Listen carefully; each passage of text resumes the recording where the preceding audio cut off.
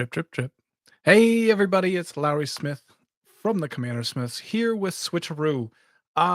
Looking to get together some decks, switching some cards in and out, probably focusing on ones that I've done within the last year or two. So just looking to put in new cards that I've acquired or new cards that have been printed and or just different ideas that I want to try. Just want to get rid of cards that don't necessarily work. And that's kind of what this is. Commander Smiths is a weekly podcast that comes out on Wednesdays. We actually live stream it on YouTube here on Monday nights as well. We do a couple of fun segments like Staple Versus or Stump the Smith Savant, where I'm cocky and often lose on Adam reading me the flavor text, and I generally can't figure it out. So, uh, and that's every week. Adam, my co-host, he is my cousin, so don't worry about that. He does proxies. He makes proxies every Sunday night. That's wishy-washy, but he generally tries to stream on Sunday doing something like card packs and boxes or whatever is the flavor of the week. This week we might be doing the legends from the new D&D set, so that could be cool too.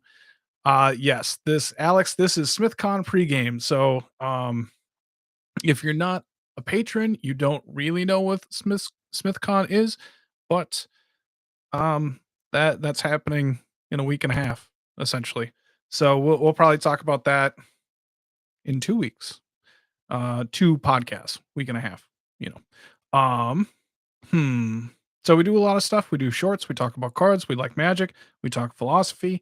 So if you want to click subscribe and just hit the like button here, that could be very helpful for our growth. And we don't do combo really. We don't really do tutors. And we just try and keep the game fun-ish, but we still want to be competitive and win and stuff like that. We want to play with good cards. We want to have fun. And so that's kind of what's going to be happening here. All right. All right. I've been a patron for a while and I've yet to take advantage of the proxies. Well, you're kind of missing out. I also appreciate that because it makes less work for us because we hand make the proxies. But yes, if you're a patron, $5 or more, we give patrons proxies monthly. Their choice. Adam's been doing this for 4 years, so he has hundreds to choose from, like two-ish hundred proxies that you can choose from. All the fetches, all the duels, all the shocks, all the swords of X and Y, and tons of other cards. He generally aims for something that's $5 or more, that's playable or something that's going in his deck. We do play with proxies, so you will see some in here when we're going through. And so if any of that sounds interesting, again, subscribe and it'll be helpful.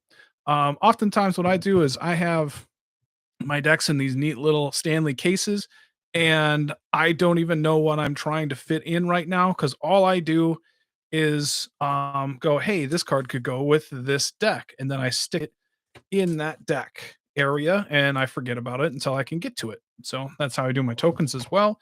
We have tons of cards to try and fit into Umbris here. This is normally not how I do Switcheroo, but just like Alex was saying that I'm prepping for SmithCon, so I want that to I'm trying to do a lot of in real life decks and trying to have a bunch of them updated to what I want to be doing. So Umbris is a horror, and it gets +1/+1 for each card your opponents own in exile. Whenever Umbris or another nightmare or horror enters the battlefield under your control, target opponent exiles cards from the top of their library until they exile a land card. So it's pretty cool. It's a little slow, and so problems that I've had with it is probably in the drawing department. And so I know there's some of it like Tainted Indulgence. So I'll go through the cards that I want to try and add in. And then as I'm thumbing through the current deck, you will see how where the deck is at. And if there's something that I don't like or what I feel like hasn't worked, or then I'll probably talk about switching it out. And if you're on the live chat, you can throw your 2 cents in as well. So okay. What did the other Alex say? You make terrible financial decisions, Alex. Ouch. Okay. They're talking shit to each other. I will let them do that. All right. So this is Umbris. Thinking about Tainted Indulgence is a pretty sweet uncommon from the new Capenna set, but it's draw 2 cards and discard a card unless you have 5 or more mana values. I don't care if I'm discarding cards. It's cheap. It's instant speed. It seems pretty solid. Let's try and put that there.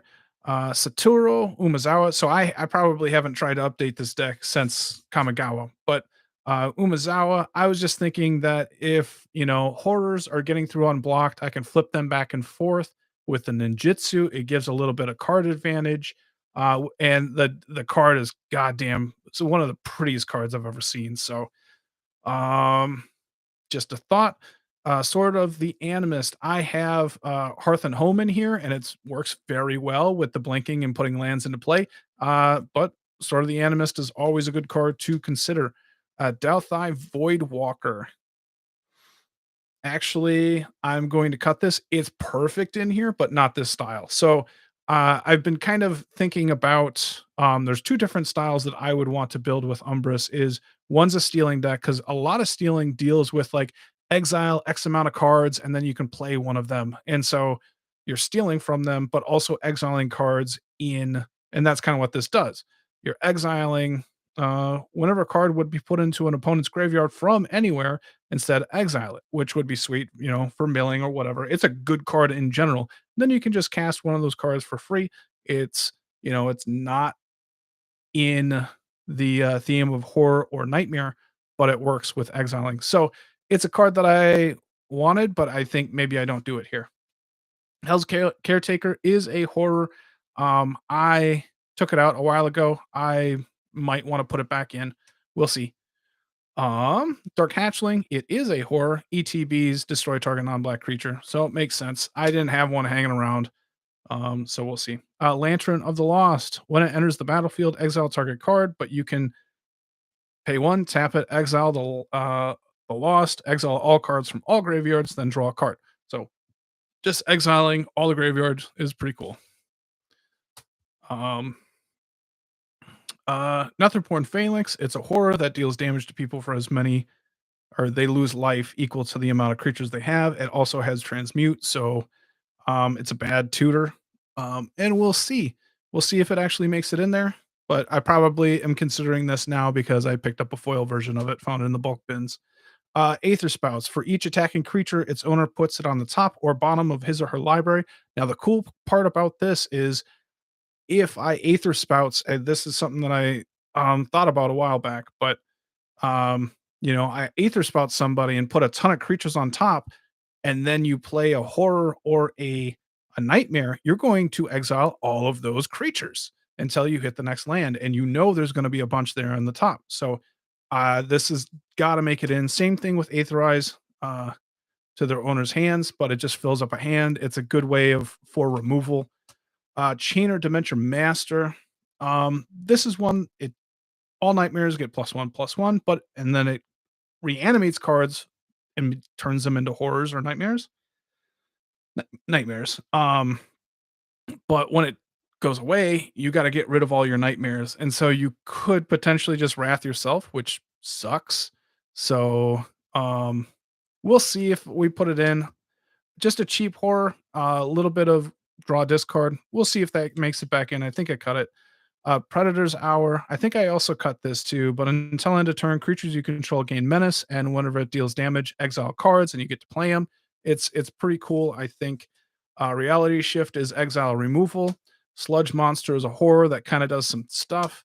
Cunning Rhetoric is something that got cut as well, but whenever an opponent attacks you, they exile a card and you can play that. I think that's also the stealing ideas, keeping it around. So we'll cut that right off the bat. And Protection Racket. Me and Adam really talked this card up. We thought this was probably the second best card in the new Capenna and Commander decks, and I want to try it. So we'll see. All right, where are we at here? All right, we're just gonna start going through the deck and seeing any weak links and trying to pull it. All right, Austin, you're new on the chat here, at least. Just tuning it. Did you already include stolen goods, Avacyn Restored? You don't have to play the card they hit, it just be left in. So that is a great card, and I did consider it. I cut it when I was making the deck though, because I think it'd be more in theme with the stealing and exiling, but that is an awesome card for sure in this idea of what I would want to be doing. I might end up making 2 Umbris decks, but we'll see if I even. I felt like the horror nightmare version has been fairly slow, so we will just see. Ashiok is in. Lithoform Engine has been pretty cool because it's copying the effect of Umbris, like when it's exiling cards or making copies of other horrors, nightmares coming into play. So it's been a lot more versatile than I thought it would be. So I like it. Land, ramp, mimic that is a nice one to kind of reanimate ETB those horrors. Land, land, land. I didn't cut anything. Graveyard Exile. It's all right with the draw. Land. That's a horror and pretty sweet. I want to be. I don't want to cut many horrors, if that makes sense, because already kind of thin. Rager is a horror that draws me a card. Land, land. Hull Breaker horror is also a horror and very good. Land. Preordain is draw, but we'll see. We'll see if that's necessary. Dream Whisper is nightmare. Eldrazi, Sire of Stagnation is sweet because that does exile whenever they landfall. And you get to draw 2 cards. They exile. It's pretty sweet in here. It's perfect. All right, land. Willbringer is a horror. Land. Sensei's top. Sword of Hearth and Home that I was talking about. Arcane Signet is ramp. Swamp. Dead Presence is a nightmare, so it makes it in here, but it's not very reliable draw, so that's something that we'll want to think about. So thanks for joining us, Austin. But Shadow Spear is for trample lifelink. Umbris gets big, and it's nice to not just get jump blocked all day. Talisman is ramp. Sakashima is to copy Umbris and get more triggers. Read the Bones is some draw that I had in here. Toxic Deluge is removal, basically ending the game because Umbris will survive that. Foul Watcher is a nightmare with a little bit of draw discard. Bauble for the ramp. Exiling graveyards. This is kind of on theme, Brainstorm or Gravestorm, but it's drawing cards when people don't have cards in their graveyard, and or they're exiling cards from their graveyard. So it's pretty cool. Prismatic Vista. Lightning Greaves is cool.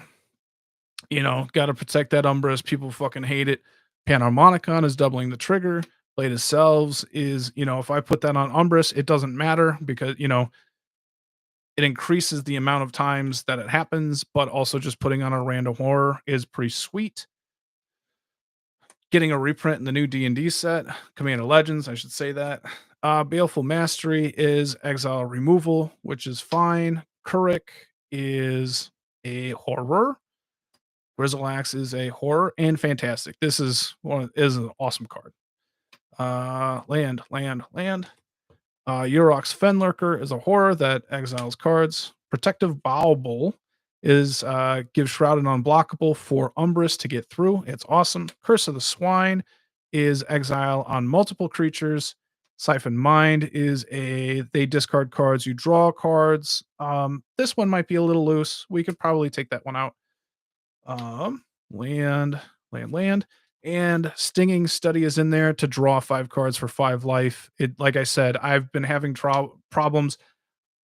This is burst draw. I don't know how well it does, but I do like Read the Bones in here. You're seeing a lot more cards that way. But this has been fairly solid. I'm liking it more than I anticipated. Leyline of the Void is exile for the graveyard. Tasha's is staple in this deck. It's basically makes Umbris a game winner. Raven Form is exile an artifact or a creature and creates a 1/1 blue. The only reason why I'm keeping it in here at this point is the artifact removal. That is really nice, but we'll see. Web of Inertia. People can't attack you in this because they don't have a graveyard. So land. I believe I have 36 land in here, and I like that for 2 color decks. So, Oblivion Sower is almost the main reason why I built this deck because I want to steal people's lands, and that's awesome. Even though it makes Umbris smaller, but it's a sweet ramp card in my mind. Yeah, I mean that's the thing, right, Alex, with Siphon Mind is like it feels powerful, but 4 just seems like maybe like a quarter mana or a half mana too much. But everybody discarding a card and you being able to draw 2, 3 cards is it's not bad. It's just not good. Uh Ravenous Tubes is a beast or a horror. Boss is there for the unblockability and the scry upkeep is pretty sweet. Land ponders for just that selection. Ashiok creates nightmares. Doomweaver is a horror and draws you a ton of cards. Faceless Butcher is a nightmare. Signet, land, land, land. Oh, a lot of land there. Clumped. It's a horror that gets rid of small armies. Those tokens are going to get away. So at the beginning of your upkeep, Plague Stinger deals 1 damage to each creature and each player. And then if it's put in the graveyard, 1 damage to each creature and each player. So it can keeps 1/1s off the board, and you're gonna um, potentially get rid of 2s if you're able to attack with it. Lands. Phyrexian Reclamation is just to bring creatures back. Balthus is a nightmare and gives menace and death touch to Umbris.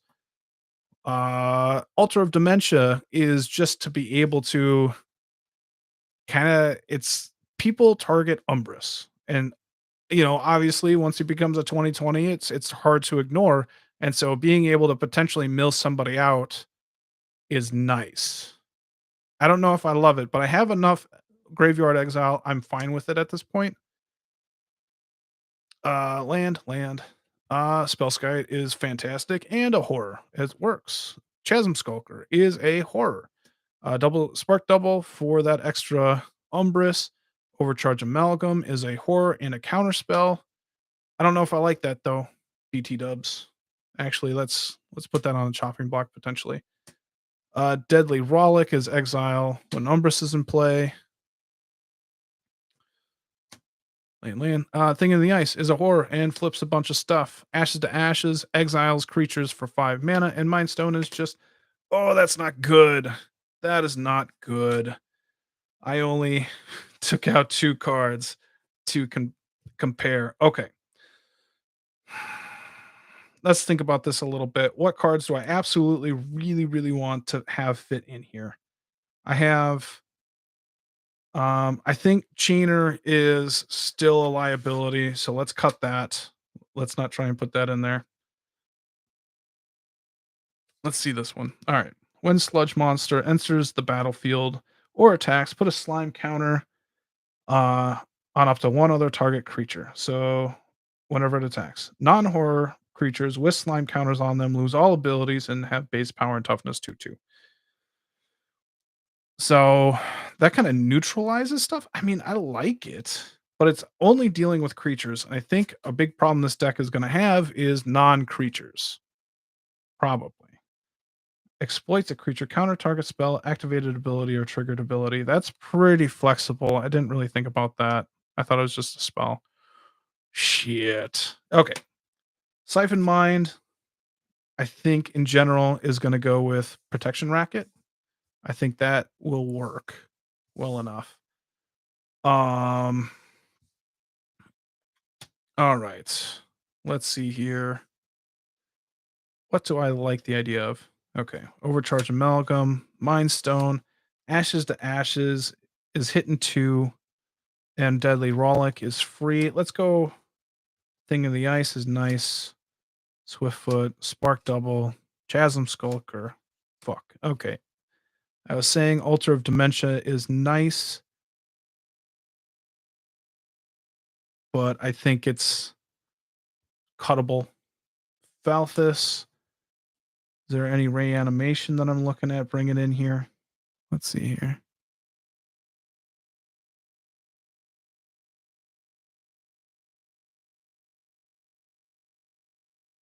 Hey, Mr. Parks. Thanks for coming in. All right. Phyrexian Reclamation. It's good. I think I had that in there for Hell's Caretaker. Maybe just to up the horror nightmare count, that might just be the better option, even though it's slower than fuck. But it's on theme and it works. I don't know what to do with Altar of Dimension at this point. All right, Sakashima's in. Plague Spitter. Is there anything else in here that might be better? It's probably doing two different things with Sludge Monster. One, Sludge Monster goes better against taller guys, like the big baddies, and then Spitter does better against the smaller armies. So 6.5 one dozen the other. Questionable. All right. Signet, Faceless Butcher has been pretty meh. That could also be like Sludge Monster, Dark Hatchling territory. We definitely don't want to take these out for non-horror nightmare cards, if that makes sense. Like we just don't want to get too thin on that. All right. Alex said it was slow. Is it because of mana? The equipment would help. Um, it definitely feels like the draw and the mana is off. Um, and so I think maybe like horrors and nightmares kind of are in this realm of like 3 to 5 mana, and it gets chunky in that area.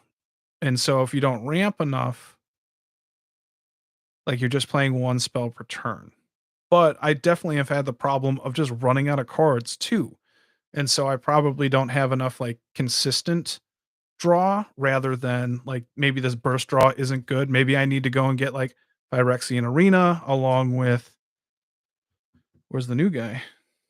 Oh, it's over here. The protection racket, cards like that are good just being able to keep up and give yourself options. So they're doing two different things. Doom Weaver, I think is good. That's a new addition. I haven't played with it yet, but it does seem good. Ashiok is creating nightmares and does work for sure. Um, I wonder if Ponder Raven Form is another version of removal. And so we'll see. That I think that's weak. Ponder can be in there. Thassa. The unblockable part for Umbris is pretty big. Removal Suite, Oblivion Sower, Web of Inertia fits perfect. So does Tasha's. So does that. Stinging Study is maybe up for a possible, like, nope, that's not going to work. Curse makes sense. Protective Bauble makes sense. Yarrock, Grizzleaxe. Grizzleaxe also bounces, so he's pretty sweet.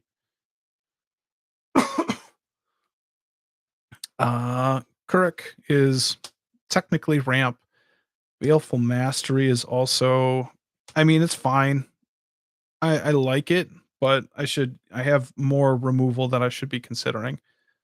Blade of Selves is pretty awesome, but at the same time, a little expensive. And it might be better as like a Sword of the Animist or something. I'll think about that a little bit too. All right, Panharmonicon is pretty sweet in here, doubling the Umbris triggers. Graves is awesome. Gravestorm is on theme and cool. I like it. I'm not going to play that anywhere ever, and as a foil version. So I'm gonna work that in there. Yeah, Grizzleaxe is awesome, isn't he? All right. Soul Guy Lantern, that makes it Soul Ring, Wayfarer's Bauble. I don't have much ramp in here. Oh, maybe Blade of Selves would be better served as a Satoru Umazawa. That could be a similar switch. Okay, whenever you activate a ninjutsu ability, look at the top 3 cards of your library. Put one of them into your hand and the rest on the bottom of your library in any order. This ability triggers only once each turn. Each creature card in your hand has ninjutsu 4. Yeah, actually that might be a fair trade. I like that idea right there. All right, Foul Watcher. When it ETBs, surveil 1, and then +1/+0 for Delirium. It's cheap. I think I might have pulled it out for this. One problem also is that the nightmares and horrors don't really matter until Umbris is out, but you still want them out because you want to develop your board state. So it's a weird to play deck. Um, for sure. Like it feels super clunky. Toxic Deluge just kind of I like it because it's a perfect wrath in here. Maybe I don't need to worry about the uh the pinpoint exiling. Maybe I don't need to worry about that. All right, read the bones. I still dig. Sakashima makes sense. That does, and that does. All right. Last handful here. Dread Presence. Um, I would bet you I'm gonna get more work out of Wharf Infiltrator, but there's plenty of 1/1s out there. Oh, I think I also took Wharf out because of Spitter. I would bet you that's what happens. Is there anything else that is questionable out here that kind of works?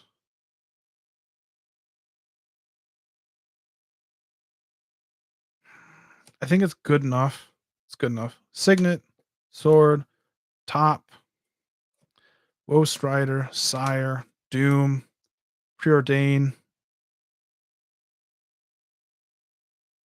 Preordain or Ponder. I'm not sure. I just don't think Tainted Indulgence is maybe just not as good here. Like I need that cheap stuff to be able to go and look, but it's not necessarily card advantage, it's just a replacement. Boom, boom, boom. This is one. Maybe that's a switch because I got to pay one black, 1 and 1. That might be the switch right there. Mimic Fat, Felwar Stone, Ashiok makes sense. All right, is Lithoform Engine too expensive? Is that the question? Is that going to? I like it, but it is expensive. We'll have to maybe look at the curve on this one because we'll run through that. Okay, this is better. Okay, I think we can consider Nihil Spellbomb for Lantern of the Lost, even though that hits your own graveyard, but that's probably okay. Um, I think we need to accept that Tainted Insight or Indulgence isn't going to work here. Um, let's see here. I think Aetherize is cut, but Aether Spouts for sure goes in. Like going into hand, it's great. It's a great card, but just doesn't really fit here, if that makes sense. Um, and then all right, let's make this not look so clunky. We have 3, 6, 7, 8, 1, 2, 3, 4, 5, 6 to consider. And I think we could potentially go and look at other things. If only for permanence, then maybe the engine is out. What do you mean by that, Alex? It's a little hard because you are delayed, so I don't quite know what you're talking about. Stinging Study, I still do like it as like a back end of the game drawing 5 cards. That seems good. I've had Predator Hour come up and only have like fucking 2 creatures out, and it just doesn't do a lot. Um, do I think this might sound weird. I want to try Sludge Monster. Okay, whenever Sludge Monster enters the battlefield or attack, so it's ETB or attack, put a slime counter on up to 1 target creature, and you're just turning them into 2/2s that can die. Um, Constant effect. Faceless Butcher does exile a creature, which is nice on theme, but when it leaves, like that card comes back and it's not like a big threat or anything.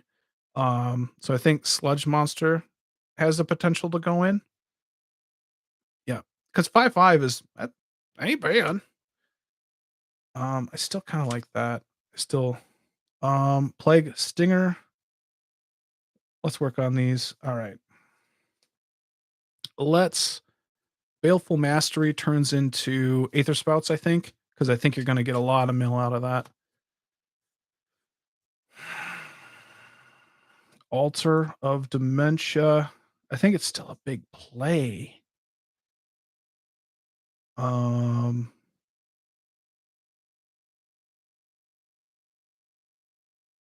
you okay. Whenever this creature can't be blocked by creatures with greater power, like a 1/1 is just gonna fucking kill it. Deals combat damage to a player, you may draw a card, and it does create Eldrazi horrors. I do kind of like that bit. um, let's switch Plague Splitter and Wharf Infiltrator. I think that, let's get sort of the Animist in for Altar of Dementia. I think we can get rid of Reality Shift.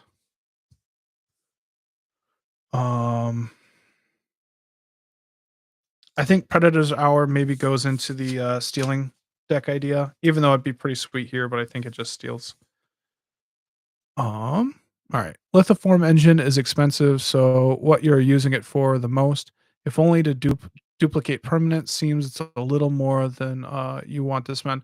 So it can be either or, and that's been the nice thing with Lithoform engine is um so it's copy target activated or triggered ability. So if I'm casting a creature and I can't copy it, then I can still copy the Umbris trigger.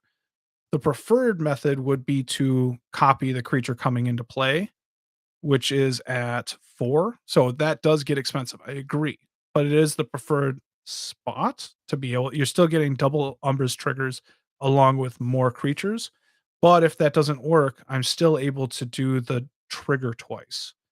And then um copying a spell hardly matters. Like that part doesn't matter. So it's either 2 or 4 and this that flexibility that's been nice. But I agree it is kind of expensive. And that's always been my problem with it. But when I have been able to goldfish with it, it's been nice. It works. So it's something that I'll probably keep in for a little bit more to see if it fails me at a point. But it also if it fails me, it probably means that I need to get more ramp in, right? All right. I think I'm gonna try and keep Stinging Study because I have liked it. In Raven form, let's see here. Dark Hatchling. I think maybe we just turn that into Dark Hatchling. Comes into play. Each opponent loses 1 life. Oh, so that is opponent. I don't even know what I could go for there. All right. This one still has a shot. Netherborn, Phalanx, but let's do some switcheroos here. So Raven form is out. That's probably going to bite me in the ass. I just don't have any answers to artifacts or enchantments, which is for sure going to kill me. Ultra Dimension, I'm probably going to keep around just because I think that mill idea is good. The one game I did win, I milled out my opponent. And I did not have it was just more horrors and it was a really long game. Um and so that worked. Um, and so Alex, when you're talking about lithoform engine as well, like the thing that can happen is, it works because it is clunky and this is a clunky deck. And so it makes it so that I don't have to cast as many spells to still get the same thing going on. And so and as the deck becomes more tuned, it might not work as well. Um, And so that could be something that happens. I'm going to try and not be in love with any card other than, a handful of them that are the reason why I built the deck. Something like Oblivion Sower or Ashiok, which is one of my favorite planeswalkers. Like there are reasons why I want to play the deck. And then if those don't work in here, then I'm less likely to want to play it. If that makes it all sense. Blade of Cells is still pretty cool. I'm gonna keep that around, but I think Umazawa might be cool too. Just trying it out. I want to see what happens. I'm probably gonna regret Hell's Caretaker, but I'm just trying to up the creature count, and we might have already. Um,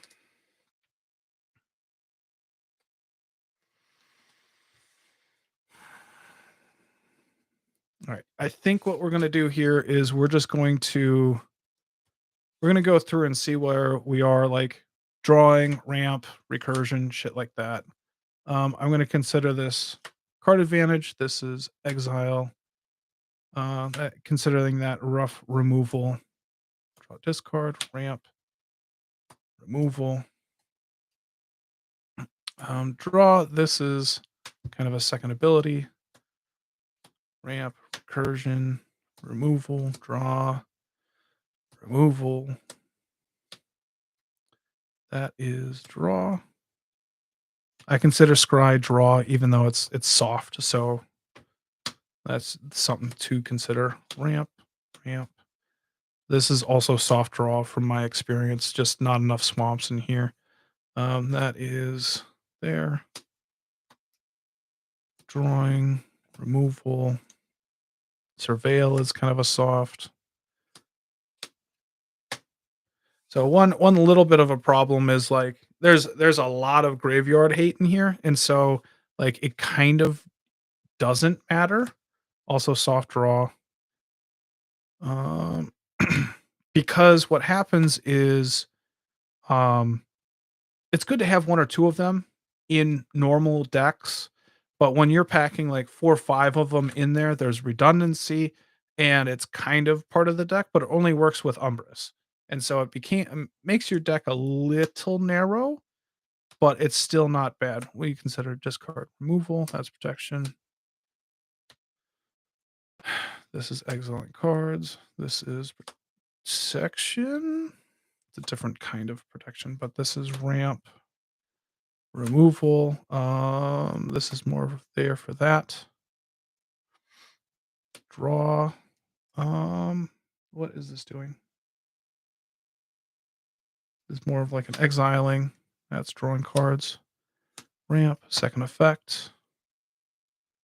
That is protection.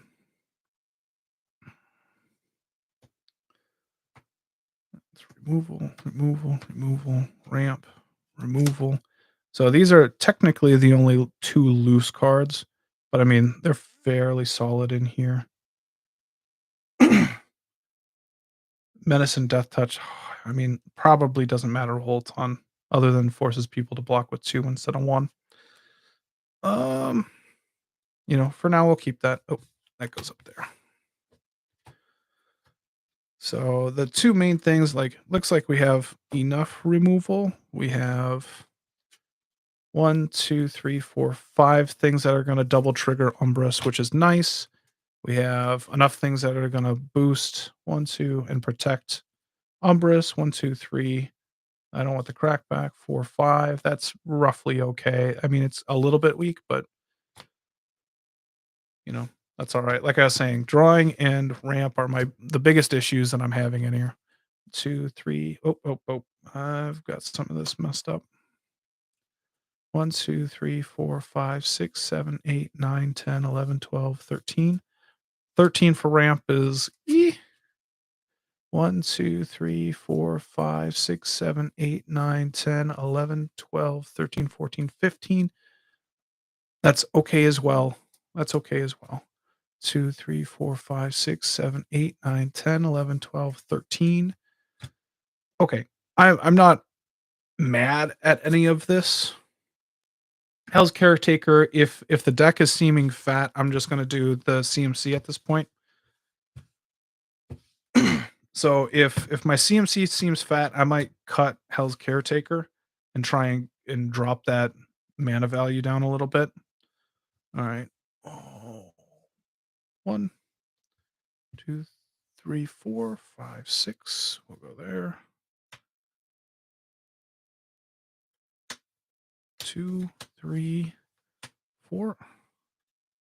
1, 3. 6.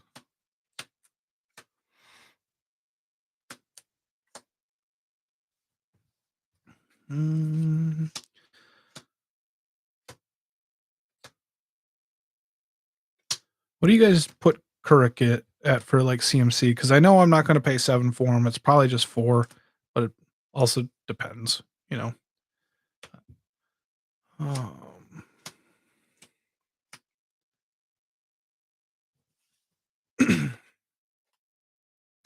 4, 3.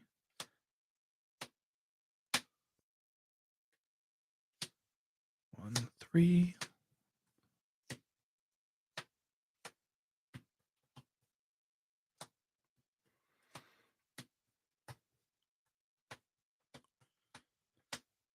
Ooh, we're fat at 4 there. There for a bit. 3, 7, 3, 4, 6, 5, and 5. Let me have a drink here a little bit.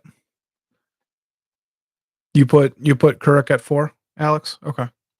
We have 2 Alexes, but Alex Cook is the one talking right now, so I appreciate you. Appreciate you, boo.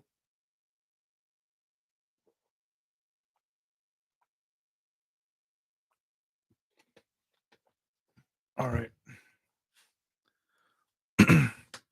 So 3 up there. I'm not mad about that. 2, 3, 4. Dark Hatchling might. No, I'm fine with 6 there or 4 there at 6. I'm not too mad about that. And the 5 spot isn't awful at either. Excuse me. I don't hate the curve. There's a lot at 4 here though. Just feeling thick. And so I'd either want to go maybe up or down. Getting the support in under Umbris at 5 is something that I would want to think about. I'd probably. Yeah, there's a lot at 4. Hell's Caretaker just is not gonna do a whole ton here. I think it's too slow. Let's retake that back, and we'll go with Phyrexian Reclamation again. I think it's just there. Are there any suggestions that people would like to toss out there? Because I think I'm there where I want to be right now. But more than willing to take any suggestions here at the last second. So the let's relook at anything that doesn't look like it could go back in there. This is just everything that I went through. Netherborn Phalanx, Siphon Mind, Blade of Selves. Yeah. Heal, Faceless. I don't alter. There's a couple, maybe a handful of stuff that I want to keep around and try some more. Netherborn. Because you don't want too much exile, but you definitely need to hit it once or twice in a game for the graveyards. Aetherize. Boom, boom, boom, boom. I think these are the only 2 cards that I want to reconsider at this point. But we can definitely keep them out for now. I'm happy with that sesh. All right. You're all right with that? Thank you. Let's see here.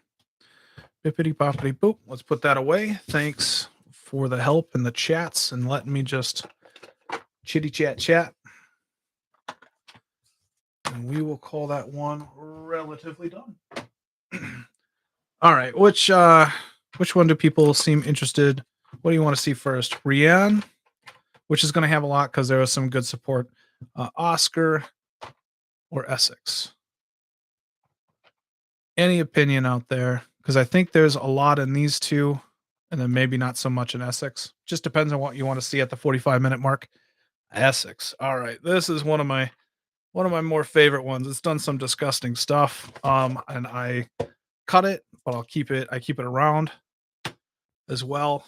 Let's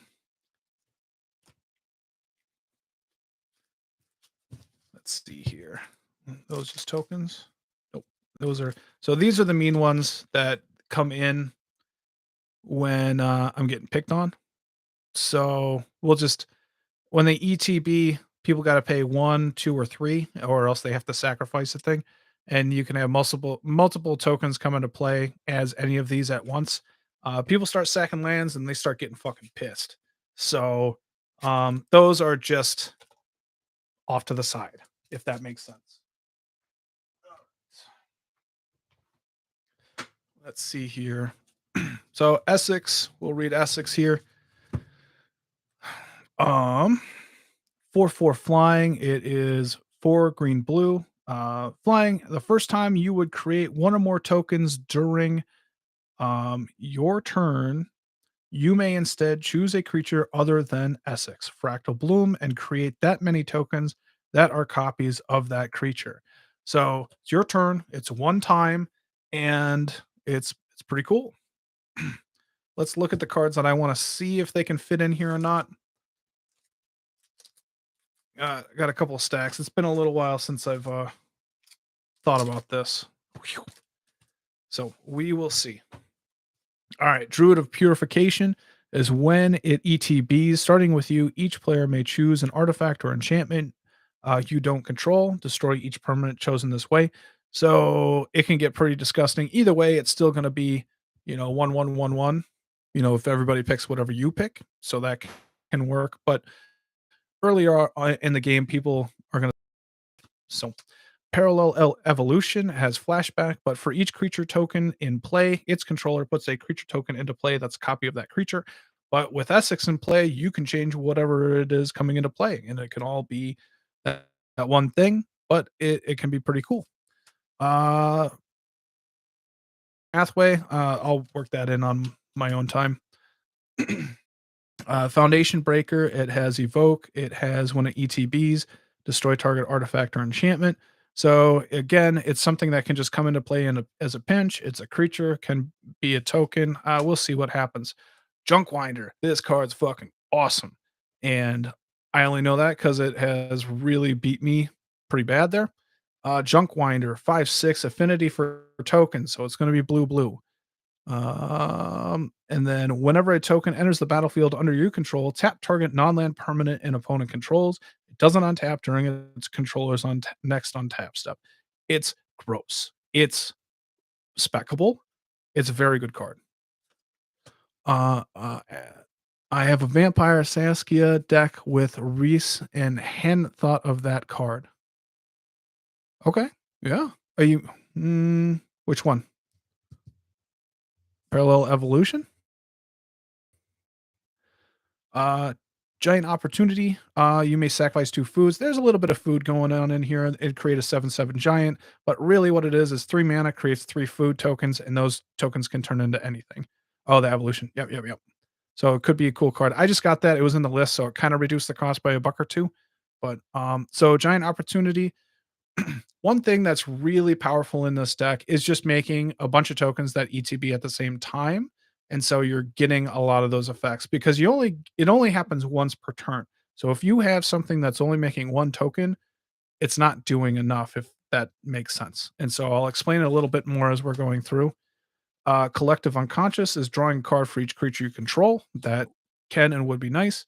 Wall of Kelp, blue blue, the kelp token into play. That token's an 0/1 blue wall. This is great in arcades, but it's making the token. I think it's one. We'll see if it fits in there. Is just an idea. Croaking Counterpart. Create a token that's a copy of target non-frog creature, except it's a 1/1 green frog. And it has flashback. So a little bit of coolness, but again, it's only making one token. Night Soil, again, making treat this token as a 1/1. Removing 2 creatures from any graveyard from the game, put a Saproling token into play, only making 1 token. So I don't know how good that's going to be. Augur of Autumn, you may look at the top card of your library anytime. You can play lands from the top of your library. And then, as long as you control 3 or more creatures with different powers, you may cast creature spells from the top of your library. So that can help you. It's a great card. Just solid. Um, Ribbit. Hey, Renshai. Um, Occult Epiphany. Um, Draw X cards and discard X cards and create X white spirit creature tokens with flying for each card type among cards discarded this way. So this is a card that's going to allow me to see more cards, even though I got to discard them, but it creates a bunch of tokens at once. It's instant speed. So if I'm in a pinch and have to block with crappy ones, that can work for me as well. That's just the thought. Haunting, imitation. Each player reveals the top card of their library. For each creature card revealed this way, create a token that's a copy of that card, except it's a 1/1. It's a spirit in addition to its other types, and it has flying. No creature cards were revealed this way. Return Haunting Imitation to its owner's hand. So those tokens can be anything. So might be a little too random, but it's 3 mana. We'll see. Uh, Ethereal Investigator, flying 2/3. When it ETBs, investigate X time, where X is the number of opponents you have. So that's 3 times. Those tokens can be anything I want. Whenever you draw your second card each turn, create a 1/1 white spirit creature token. That part, me. But having those tokens, I can have them come into play as Ethereal Investigator, and then they create 369 clues for me. That's pretty sweet. Um, They c they could even be a boat. That's true. Very applicable to here. And then spontaneous generation. Sorcery, put a 1/1 green sack ruling creature token into play for each card in your hand. That seems good for making multiple tokens in a turn. All right, let's look at the deck real quick. Season of Growth is essentially there to scry a bunch for every time a creature comes into play. Birds of Paradise is ramp. Azuri's Predation creates a bunch of 4/4s that can be they can be anything, even a boat. And they can destroy a lot of things. Like if this comes into play, you turn those into acidic slime. It's destroying all their land and all their creatures because it's fighting and has death touch. It's pretty cool. Concordant Crossroads is you make a ton of tokens. You don't want to get Wrath. You're going to win with Concordant Crossroad. Land, land, land. Gilded Goose, like I said, a little bit of food, but also ramp, so it works. Sublime Epiphany makes a token just in case, but it's nice removal. Questionable. Asceticism is protection for Esix. Deep Forest Hermit is crazy in this deck because for those 4 squirrel turn into Deep Forest, and then you're making 4, 8, 12, 16, and they all get +1 or +5/+5. It's a beating. Land. Sapperling Symbiosis is creating tokens for each creature you control.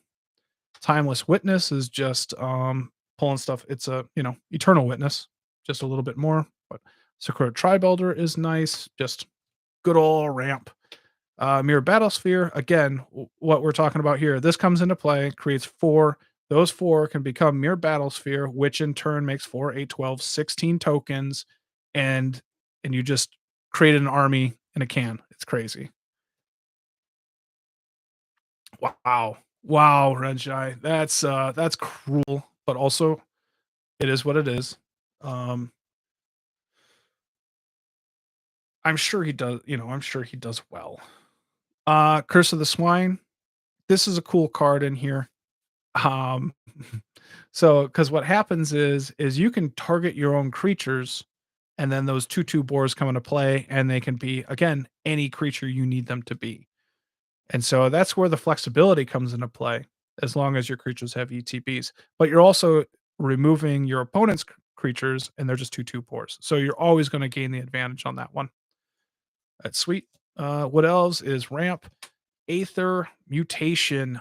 This one's probably weak, but Combo suggested this one when I did this deck on his podcast at CMD Tower. And so it's return target creature to its owner's hand. Put X 1/1 green sapperling creature tokens into play, where X is the converted mana cost. So again, this can create a ton of tokens. Oh, I should also point out that you may instead choose a creature. It can be any creature on the battlefield. It doesn't just have to be yours. I just plan on it being mine because I play better cards than everybody else. I'm not gonna because once I can't ask Adam to say concordant crossroads because then it fucks me up. I don't know how he said it anymore, but I know that was brutal. So this one's cool, but it's sorcery. It's 5 mana, but it could be fun. Or I don't think I've even played it yet. Master of Waves, again, multiple tokens coming into play that can be Master of Waves, which create more tokens, and they're huge with the +1/+1. It's sweet. Wave Sifter creates 2 clue tokens, has evoke. It's pretty sweet. Land of War Visionary. This is just a this fit what was going on. ETBs draws you a card, and also it's ramp, so it worked pretty well. Um, let's see here. Doubling season is doubling the amount of tokens that are coming into play. Agent of Treachery is one of those really cool cards to copy, and you can start drawing a ton of cards. It can draw you out because it's not a May ability, but um, it's basically going to start winning you the game. Phantasmal Image is just really cheap, but really nice to copy one of those token creatures. Prosperous Innkeeper, when it ETBs, create a treasure token. It's more here for ramp. Whenever another creature enters the battlefield under your control, you gain 1 life. So it's cheap, it's ramp, it can be copied. It's small but flexible. I like it quite a bit. Uh yeah, Renshai. This one I did on CMD Tower last summer, so probably about 10 months ago, I would guess. Um, Cradle, because you got a lot of creatures in here. Soul Ring, Avenger doing the same thing. You have 7 plants coming to play. They're all Avengers, and you're making goddamn so many plant tokens after that. Rampage the Clan is a really good card in here because again, the tokens that come into play under your control are whatever you want, and then they're just 3/3s for your opponents. You're removing the board. It's awesome. Reclamation Stage is removal. Seagate Oracle is some draw. Lazotep Plating, that token comes into play and can be anything. It's protection. It's Consecrated Sphinx is just drawing cards. Pongify is removal, creating a token. I can, target my own stuff, and it's a 3/3. It's cool. Cryptolith Right is just ramp for some of those creatures, but the reserve list version of this is just so much better. But it is what it is. You know what I mean? I only have one of those. Adam has not made a proxy of it. I'm just stuck. All right. Top Treasure Vault makes tokens. Go for it. Land.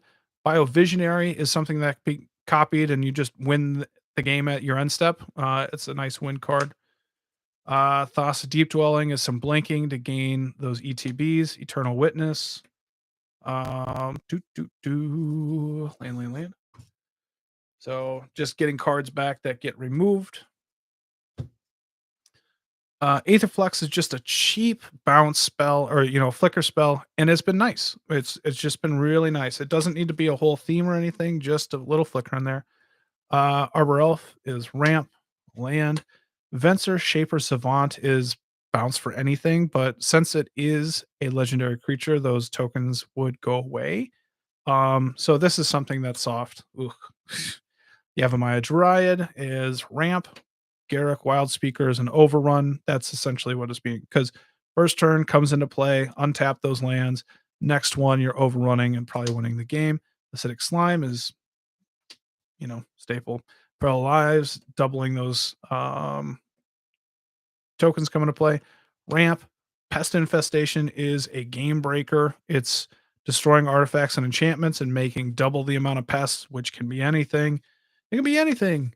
Shamanic Revelation is drawing cards, gain 4 life if 4 or more. Growth Spasm has been really good in here. Puts a land into play tapped from your library and creates Eldrazi Scion, either ramp or whatever you want. Wild Growth has been nice. I got a little bit of like untapping land stuff going on, right? But removal, Conjurer's Closet, a little bit of end of turn flicker. Land, Greaves, you got to protect Esix, Beast Whispers, some nice draw and some good copying. Land. All right. Yes. Yep. I should. Yeah, you're right. The ETB on Venser still happens, but since the legend rule, like you just don't gain that board presence, but you can still bounce everybody's lands. Venser's really cool that way because it is a spell and or any permanent, and so it can be pretty powerful that way. I have not had to copy it because Essex is a dominant force. That's one way to get killed real quick by your group, just being a cock ass right there. Just pointing it out if you need help, not knowing that or whatever. All right. Grazilix again. Um, it's it's a good card. It's a really good card. You know, you can attack with your ETB creatures, and if they get blocked, you pick them up. If not, you're dealing damage. You're able to ETB multiple times. Coiling Oracle, also a great card. Ice Fang Coal is cheap, drawing you cards. Mystic Reflection is one of those. Choose target non-legendary creature. The next time one or more creatures or planeswalkers enter the battlefield this turn, they enter the as copies of the chosen creature. So this says foretell. You can any creature that your opponents can, you know, if they're going to have Crater Hoof come into play, you'd be like, yeah, it's going to be that 1/1 that doesn't do anything. You know, that it's a really, really flexible card, but also just fits into theme with Esix. So it's pretty cool. Beacon of Creation has a lot of potential in here, makes a ton of tokens, and that is why, let's see here. That is why Yavimaya Cradle of Growth is better than Urza's Saga. That's all I'm saying. That's all I'm saying. It's gonna make a ton of creatures. Risen Reef can get disgusting in here. You got a lot of you know, not a lot, but a sub theme of elementals almost. And so in making copies, they all stack on top of each other. It can get a little wild, so calm down there. Arcane Signet, ramp, Utopia Sprawl, ramp, Beast Within, removal, Heroic Intervention is saving your whole crew, and it's great. Crashing Drawbridge is hastiness, and Adrix is doubling the amount of tokens. Well, now we might be in trouble here.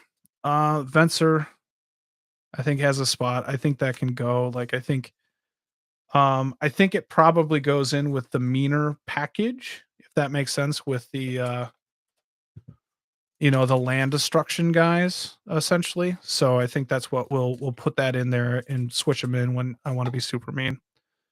Um, all right, let's go back through this. You saw the deck. I okay. Let's look at these. I don't think this has a chance. I don't think Night Soil is coming in.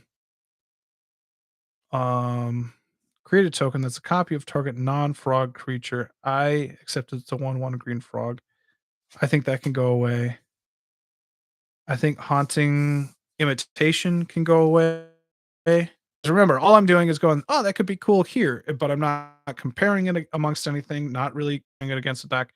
I don't know if it's gonna be, you know, if it's gonna work in there or not, but I think these just go. ETB's good. There's potentially, you know, I'm creature, you know, creature land and probably instant. Also I do have like Timeless Witness and the witnesses, and so that could get those cards back. I have had problem like witnesses are nice, but they're not nice to copy at this point because I don't get enough stuff in my graveyard because I'm pretty permanent forward. So we'll see.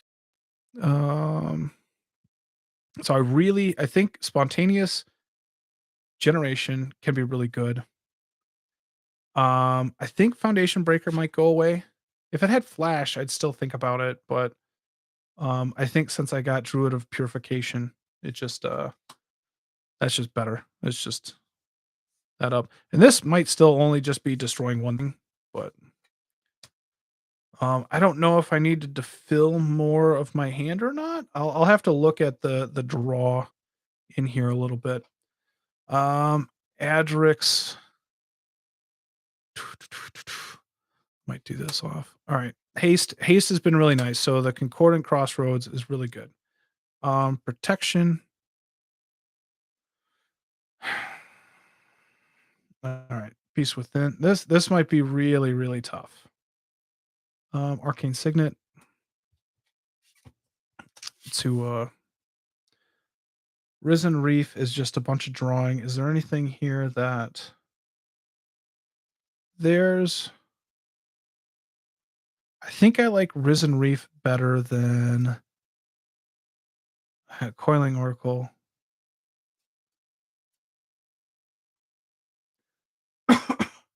Because this can work with other things. This is not very good.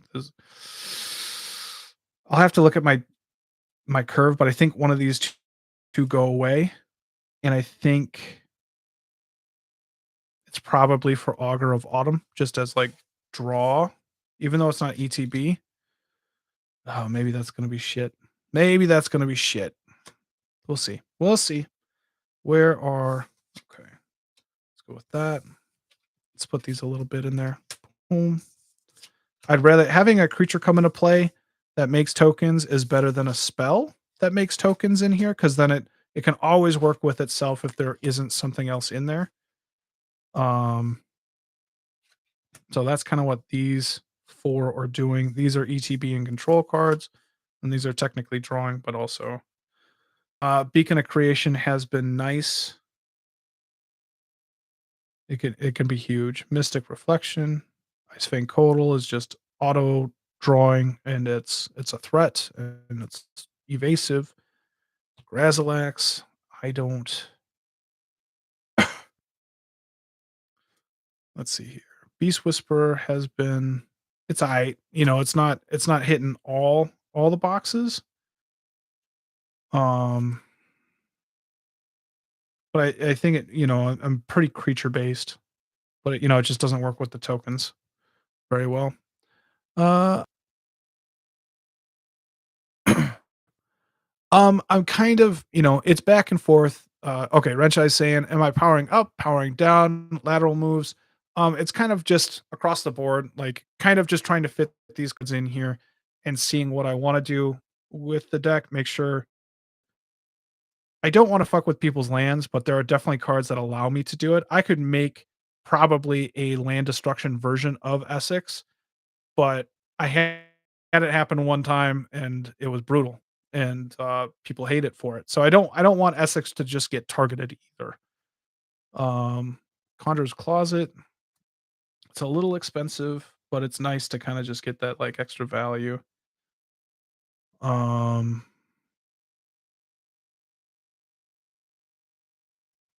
I think Junk Winder might be better. We can consider Fencer. Not necessarily better, but it can just lock down the whole board too. Rapid Hybridization, Wild Growth. This is a nice way to like fill up the hand. Infestation. Yep, that all works. Let's Closet has been nice. Like I have enough ETB creatures here that it just kind of works with. Uh, Acidic Slime might just come out because it can hit artifact or lands as well, and I want to maybe just make a land destruction package. And so again, just trying to find reasons for cutting and putting in new cards and having a little bit of different aspects to it. So there's 2 that can happen. Garrick, ETB land, Arbor Elf, Eternal Witness. I think Giant. mm, mhm. For each creature token in play, its controller puts a creature token into play that's a copy of that creature. I don't know if I need that.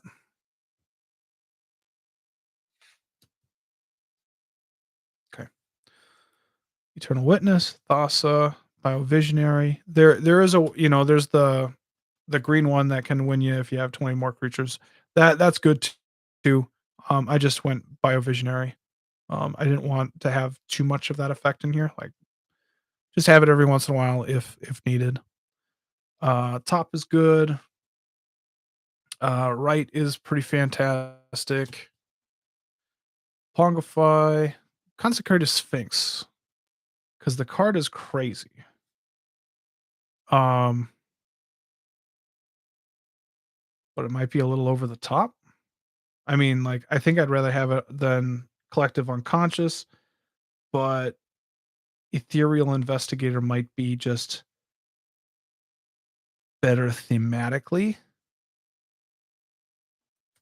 Let's think about that. Because, like, I'm going to cut that. I don't think we're going to put that in there. But I think Ethereal Investigator over Sphinx, it's hard to say, hard to do. But, Sphinx is just a really good card. And it'd be great to copy. It doesn't have an ETB. It's a bit of a threat. This is less of a threat, less mana, still drawing some cards on my own, kind of can make those tokens and or a little bit of an army. So what does that mean? Like basically what I'm saying is I want to make the deck more interesting and Sphinx does not make it more interesting. And there's a little bit of lateral movement. It is a down lateral movement, but it is what it is. Laser tep plating as protection. I'm okay with that. Seagate Oracle does a good job of getting cards in my hand. I don't have a problem with that. Removal. Avenger is just a beast in here. Soul Ring. Prosperous Innkeeper, I think, does enough. Because I mean, like, even later on, it can copy itself and you get another version of it. It's not too bad. Phantasmal Image is great. All right. Agent of Treachery. People fucking hate theft. But at the beginning of your end step, if you control ETBs gain control of target permanent, this can also steal land. So maybe I should consider that. Like this goes in the land hate package. Maybe I should make a different version of this and just add in land hate. That could be interesting, right? Let me think about that. All right. What are you saying, Renshai? I would suggest doing spot land destruction rather than mass land destruction if you want to go that route. But that's what it is. It's all spot that can turn into mass because of the tokens just doing that.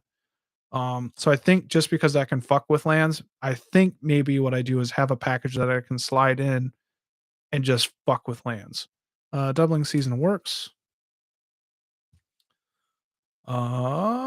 Because okay, so the reason why parallel lives and doubling season work because what it does in Avix and Miz or whatever the fuck that is, but they are they're a replacement effect. So if you have 4 tokens coming into play, it's going to be 8 tokens coming into play.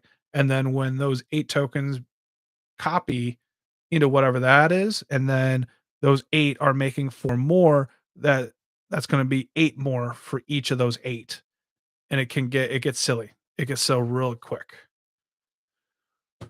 Um, so that is a little bit of the thing, Renshai, is that this deck does spot removal that turns into wraths, which is kind of a little fun thing that happens. And then try and have enough draw in here. So Visionary Wave Sifter makes the tokens. All right, Master of Waves is solid. Aether Mutation. Is that something that I want to look at? Wood Elves, Curse of the Swine, Mere Battlesphere, Sakura Tribe Elder. Timeless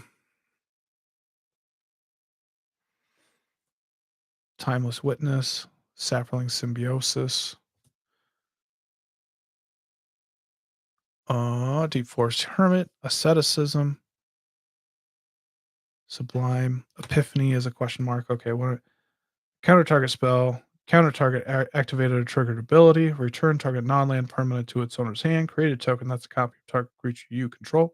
Target player draws a card. I think that's cuttable.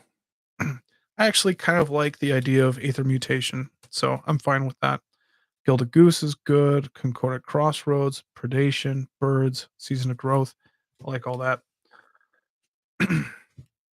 All right, so got this handful here. I think, excuse me, bubbles. All right, yeah, it is. There is a lot there that can happen with the doubling season in play, so it's pretty sweet. Um,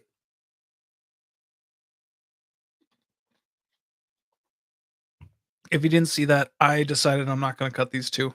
I don't want to. I think they're really good at that early stage of the game.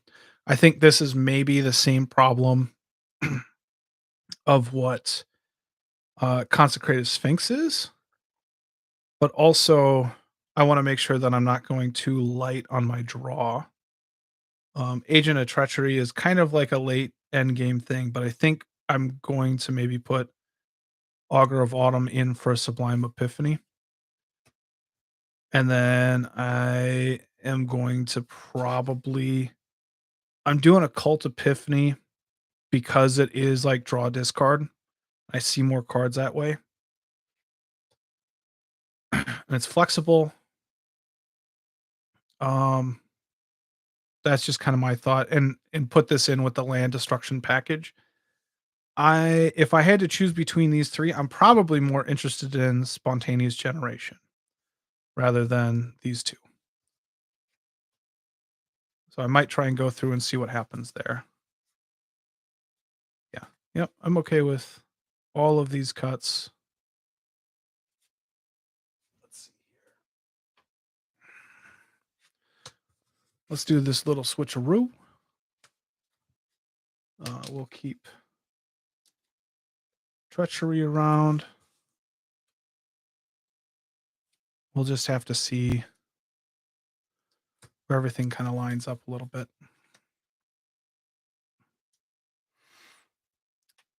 Probably going to be mad about Sublime Epiphany going away. It's a damn good card, super flexible. I just don't play a lot of counter spells, and that's okay. Need a sleeve for that. And so we will see. We will see how that goes.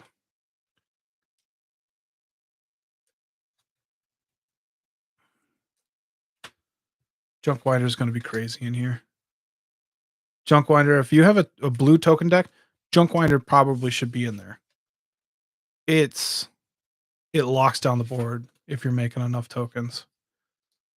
So, one of those.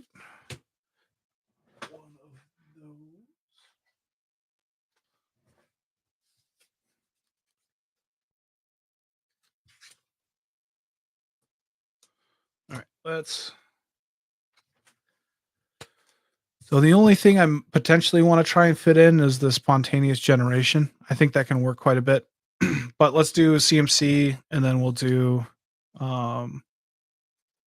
what is going on in the deck. So that's a 7.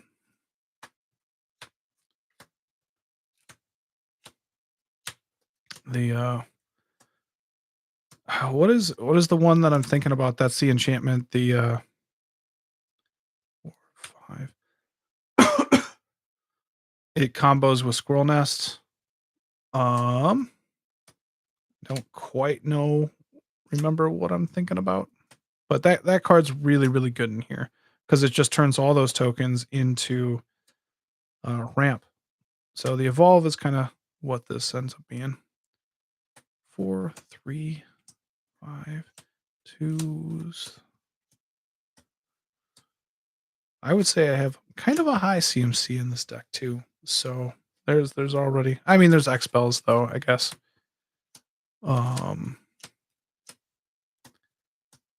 3, 1, 5 X 3. Boop, boop. 4. It's 2. 1. 4. Yeah, I'm pretty no 6s, which isn't bad. Probably the same amount of 5s that I had, a little bit higher, but a lot of X spells. Handful, maybe not a lot, but a handful. Junkwinder gets cheaper. These are just the top end over the top. Like you hit one of these, and if nobody deals with it, it's game over. Azuri's Predation definitely got worse, but it's still solid. It's still solid. So those work. And it looks like I'm in the 2s, 3s, and 4s, and I'm happy about that. That's kind of where I like being. It makes it fast enough. All right. That feels maybe a little thin in the 3s, a little fat in the 4, but that's okay too. Like, let's look at our usage. What are we doing with it? All right, ramps, removal.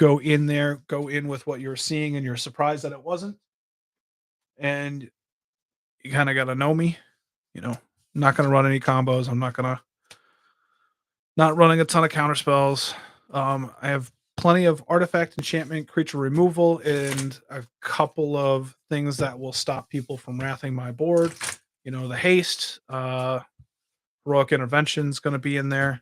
You know, I'm sure Cyclonic Rift would improve the deck, but I tire of seeing it and playing it, so I would avoid that. But any suggestions, I am willing to listen to and pull the cards for potentially next time. So that was Essex right there. We are at an hour and a half. I have two more to go through. Is there a preference in seeing Rienne or Oscar at this point? Let's see here. There we go with that. I'll take a drink.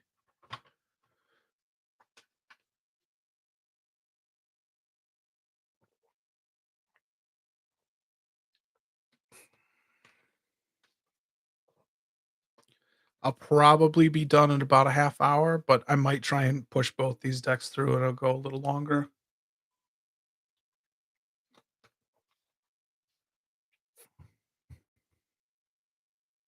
All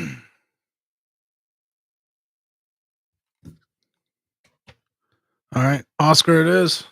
Oscar it is. You are appreciated. All right, Oscar has been pretty cool. I've been liking the deck, but there's been a lot of support for it out there, you know, with all the treasures, all the clues, all that kind of stuff that can happen. Um so a lot has come out that I want to see if I want to try and play with it. Did I have Okay, I do. So I do have scrying sheets I'm going to try and fit in, but that's on my own time. All right, let's go through some of the cards that I want to try and fit in, cut anything that's not going to make it. Sunset Revelry. If an opponent has more life than you gain 4 life. If an opponent controls more creatures than you, create 2/1/1. And if an opponent has more cards in hand than you, draw a card. Um, I think that's just a good general card, but I don't think it fits here. I don't think that works. We'll just cut that right off the bat. All right, Potion of Healing. They are my peanut butter, right? Artifact decks are my peanut butter. I love them. Potion of Healing. It's when it ETBs, draw a card, and then also 1 white, tap it. You gain 3 life. It's really there just for the drawing cards and stuff like that. So we'll see. We'll see if it's needed. Portable Hull artifact. When it ETBs, exile target non-land permanent with an opponent controls with mana of 2 or less until it leaves the battlefield. You know, somebody destroys it or you sacrifice it. Then you can make 2 of them. Might be a little inflexible. Mox Opal should probably just be in there. Monologue Tax has a shot. Ornithopter of Paradise. Just ramp artifact. It works for the deck. Tibalt's Trickery. I have only had it work well against me, so I wanna see how well it is in here. Implementation of Improvement. Did I put the red one in here too? All right, so there's the red one, Combustion. So deals 1 damage when it goes to the graveyard. Draw a card. It's just 1 mana. Implementation of Improvement is gain 2 life. Draw a card when it goes away. Odric. When it ETBs, create a X blood tokens where X is the number of abilities from among flying, first strike, double strike, death touch, haste, hexproof, indestructible, lifelink, menace, reach, trample, and vigilance found among creatures you control. I don't, now that I'm looking at it, like I'll probably have vigilance, maybe flying, but that's not really worth a spot. We can cut that. uh yeah, it's been so good against me. I have not put it in a deck yet, but I'm starting to work it in there. All right, Scrap Welder. This is there. Sacrifice an artifact with mana value X. Return target artifact card with mana value less than X for your graveyard to the battlefield. It gains haste until end of turn. Um, I'll have to look at it. I don't even think I have Goblin Welder in here. So if that doesn't make it, this doesn't make it. I don't think that really works. Investigator's Journal is just to draw a bunch of cards, and then it also goes into the graveyard and draws a bunch more cards. Uh, Arterial Alchemy. When it ETBs, create a blood token for each opponent you have, and then blood tokens you control are equipment in addition to their types. Equipped creature gets +2/+0 and equip 2. Um, so more than likely this creates 3, and those I don't have a lot more blood tokens going on. But I could potentially suit up something for, giving +6/+0 divided 3 ways.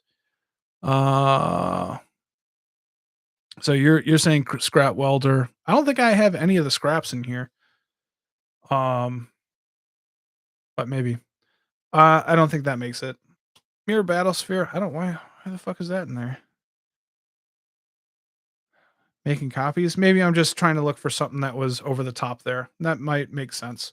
Chrome Star is when it's in the graveyard, draw a card. That's pretty much what that is there for. We'll see. Wedding Invitation. When it ETBs, draw a card. Sacrifice it. Target creature can't be blocked this turn. If it's a vampire, also gains life link until end. I like that one. That one actually legitly like glittering stockpile from New Capenna. Taps to add a red. Put a stash counter on it. And then you can tap it, sacrifice glittering stockpile, add X mana of any one color, where X is the number of stash counters on glittering stockpile. So it sacrifices itself. That can be brought back by Osgir. And then professional facebreaker. I don't know how many treasures I got going on here, but if I do, it's sweet. I think right off the bat, I really like this one. Wedding Invitation. I actually legitly like that one as an idea in here. I think the death to draw artifacts, they're cheap. I don't know if I like them. I think they go. I think they can go.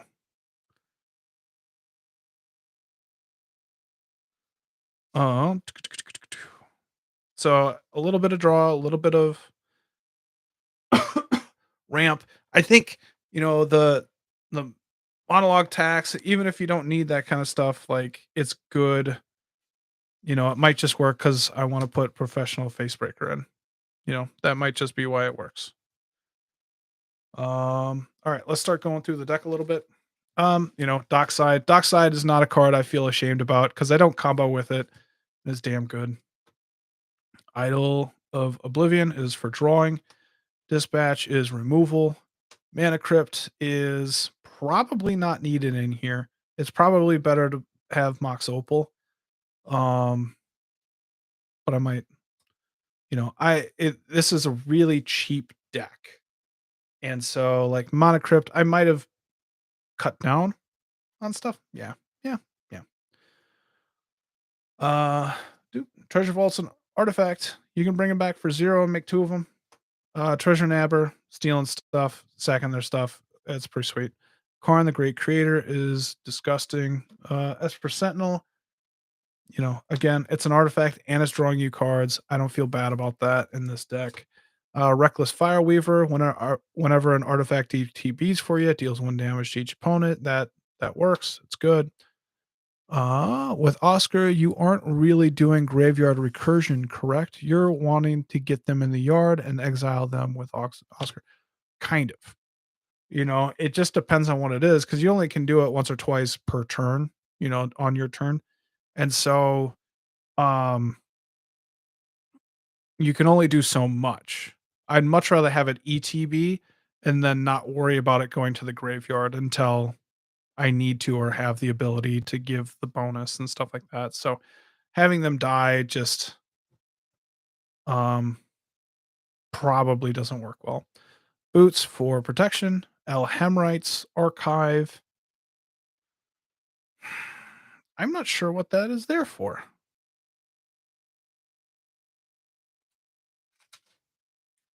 Not the right deck?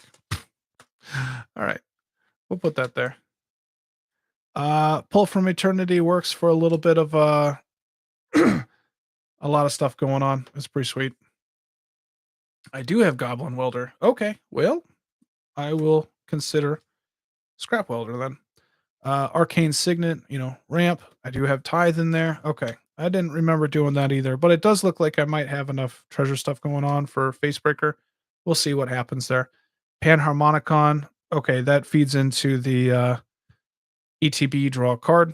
So that works there. Spellwrite, Pyrite Spell Bomb, dealing 2 damage or drawing a card. Might be all right for the removal stuff.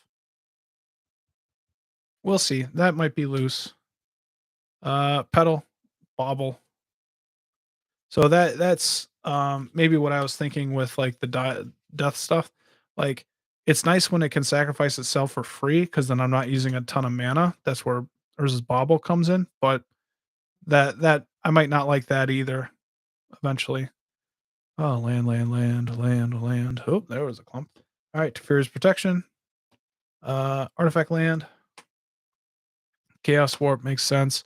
Angel of the Ruins, ETB exiling artifacts or enchantments. Plane Cycle, it's a great card in here. Land, Sculpting Steel is copying something. Generally something big, so Angel of Ruin, stuff like that. I do have Goblin Engineer. All right, that one's really good in here. So we'll try and get Scrap Welder in here. I think that makes a ton of sense. Soul Ring, Path to Exile, Soul Guide Lateran. That's really good in here. It's just a really good card in general. So Graveyard Hate, Artifacts, draw a card, land. Generous Gift is just easy removal. Ugin's Nexus works with Karn, and then that white buggy instant that works. Faithless Looting is really good in here. 1,000-year elixir allows me to Oscar twice. Uh,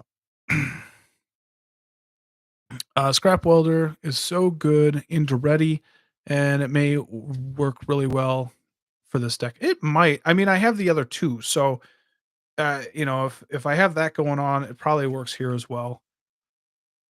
Land, Ichor Wellspring, ETBs, and a Death Trigger works really well. Mycosynth Lattice is disgusting in here. Get it.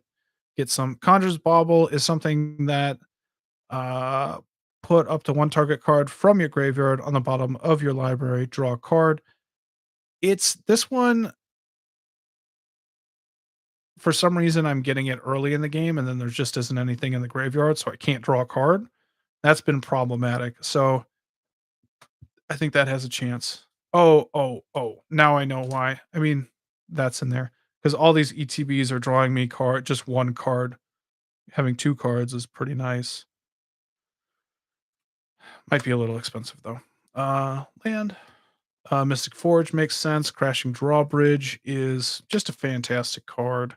Steel Hellkite is a coverall. Like I like this better than Cyclonic Rift. If just because it's a little bit more specific. It doesn't kill everything. It doesn't just slow the game down. It's more interesting to me. So I like Steel Hellkite.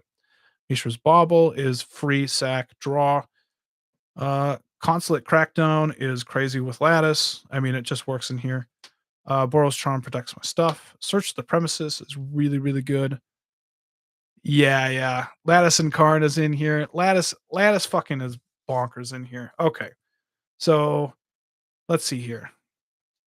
Let's talk about some of the cards that Lattice goes with. We'll just start pulling cards when we actually see it. So Consulate Crackdown. um let's see here.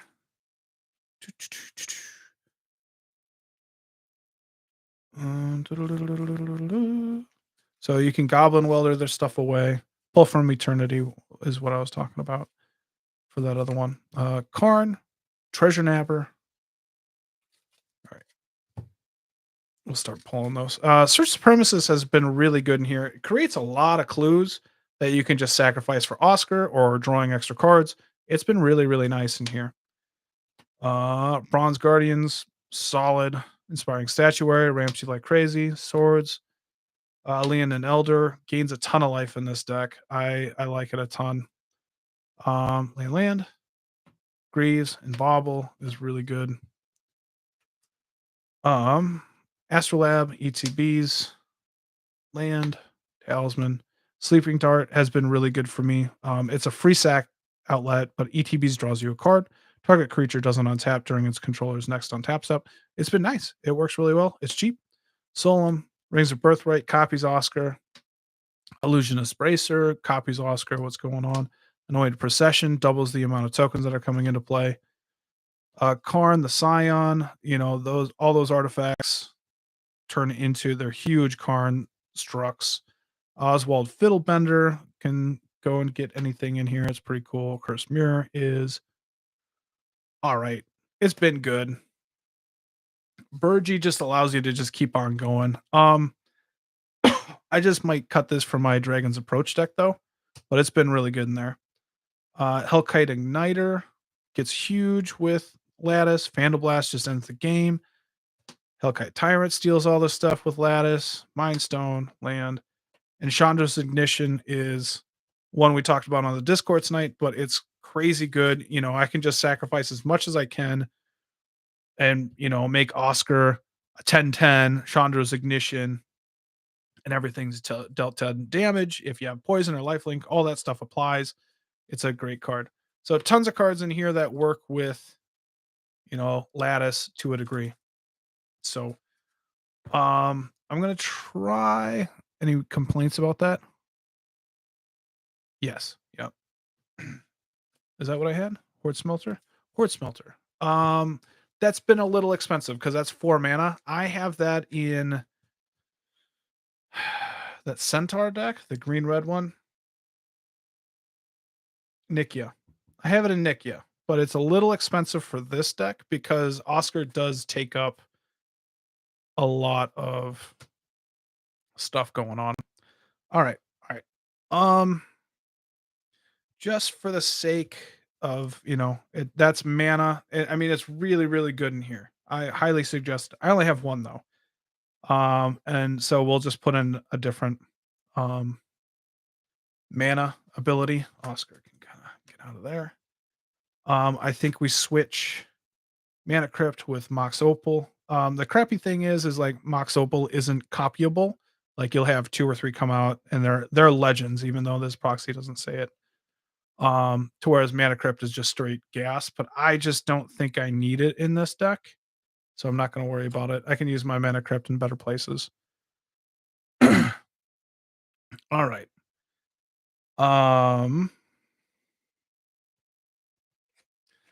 Like I said, I really liked these. You like Scrap Welder.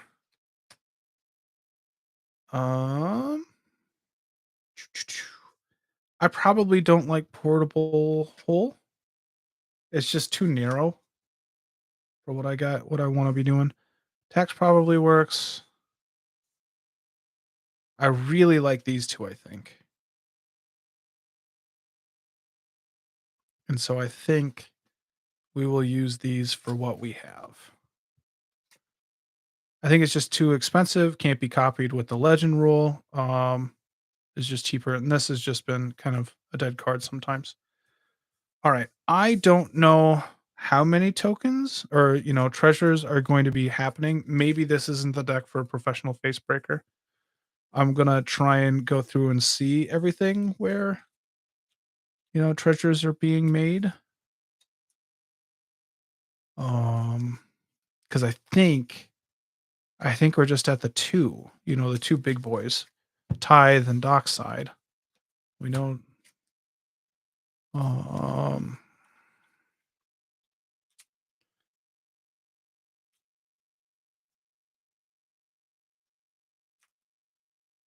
That could probably be cuttable.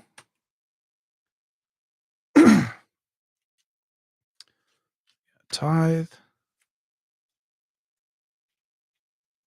Yeah, that's just those 2. I don't think that works in here. I think we'll cut these 2. I don't think they do their thing here. Those are good. Pyrite. We're trying to go over the top a little bit. I don't think I like Scrap Welder in here. I can see it being good. I think the problem is that I have a lot of, like, 1s and 2s, and those are what I wanna be, bringing back with Oscar anyway. Um, if that makes sense. Alright. Alright, let's go through this. We've kinda cut this down to something reasonable a little bit. Alright. Tithe, Dockside, Ichor Wellspring makes sense. Thousand Year Elixir is to just Oscar, Faithless Looting is good. Ugin's Nexus, Generous Gift.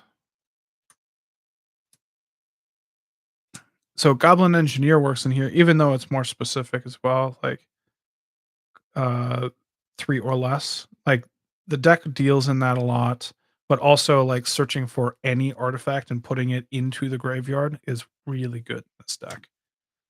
Sculpting Steel, is that too generic in here? It's kind of nice though. It's kind of nice. Removal over the top, it's good. Removal, protection. Urza's Bauble, all that's doing is just kind of drawing me a card. I'm okay thinking about cutting that just because it's just kind of boring. It's easy to come back, it's just tap Oscar. And it works. Panharmonicon, Arcane, Pull from Eternity, Swift, Reckless, Esper Sentinel, Dispatch. Esper Sentinel's so goddamn good. If you haven't heard that yet, it's so goddamn good. Idol of Oblivion is really good. Chandra's works. Yep, yep, yep, yep, yep, yep. So Hellkite Igniter goes over the top here. Karn creates the Karn structs that become huge. That all works in my mind. I like that whole package there.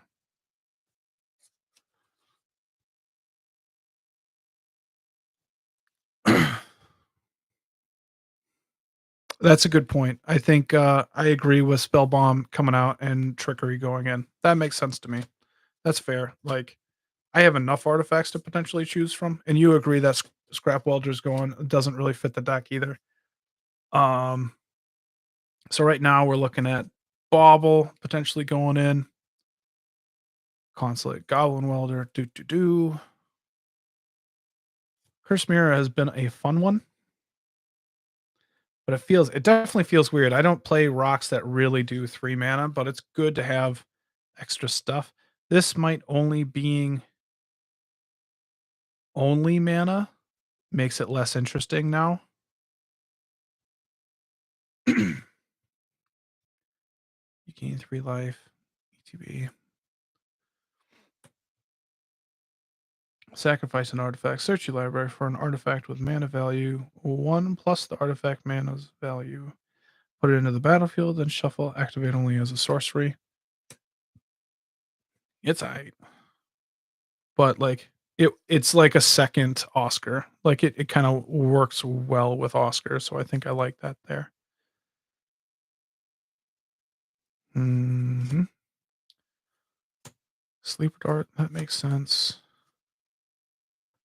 Arkham's Astrolab, Bauble. Um, hmm.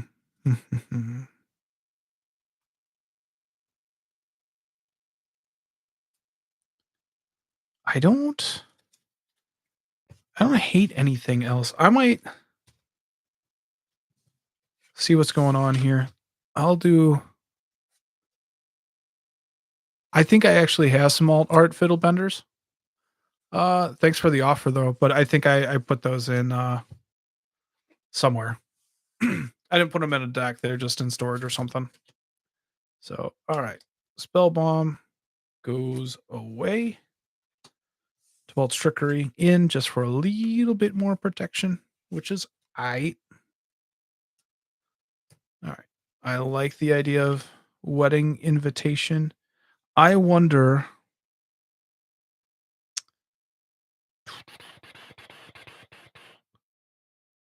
I think maybe I keep Archive and I cut Urza's Bauble for Wedding Invitation.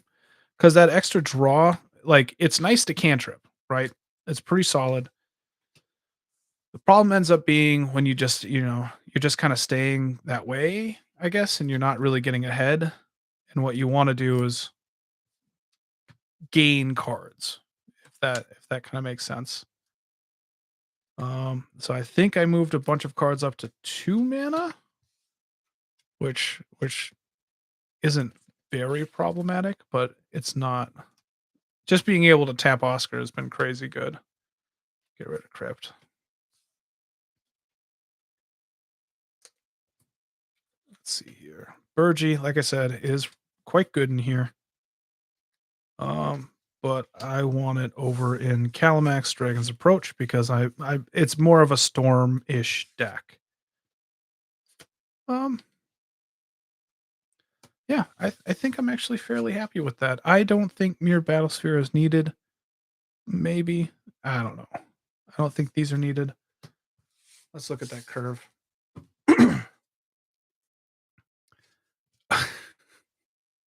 It's a cheap card, man. Oh, good for you. All right. I guess I have buttons here. Oh, right good there. for you. Yep. Yep. I do that on accident. I'm sorry. I'm not the best person. There. All right. 2. Let's see here. 1, 1, 2. So there, from my memory, there's a lot of ones and twosies, which is sweet. That's pretty tight, efficient list. And we have a lot of 2s, which is good. I don't have any problem with it. This is a 5er. 7.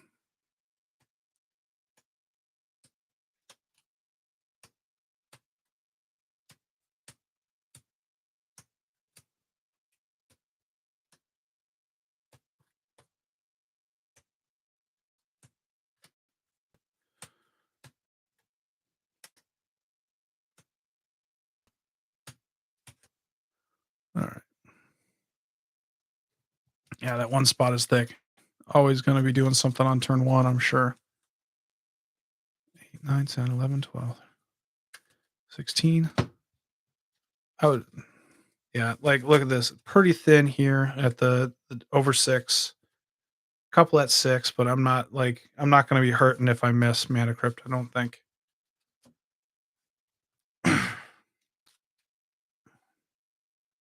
A lot at the 5 spot, but that's not bad either. Like 5's decent. See, I should have 36 mana in here.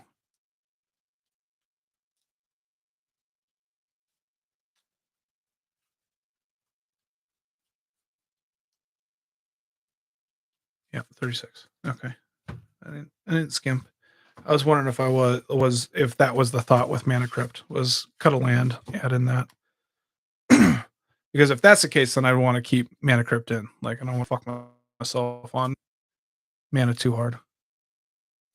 All right. 4 is thin, 3 is thin. This is definitely like a 1-2 deck, and then get into the 4s and 5s. I'm happy with that. All right, let's just do our make sure everything's doable. Draw, removal, ramp. This is graveyard. I don't know what the fuck that is. Draw, that's recursion. Draw, removal, life gain. It's there for the draw. Recursion, shoot.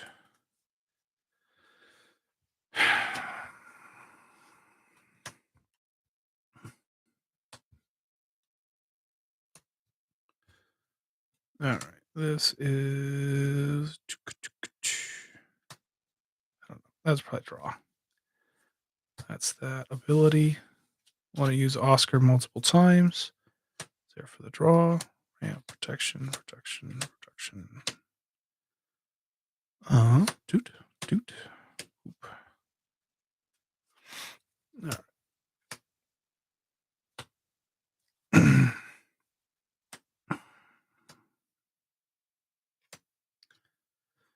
Ramp. Oop.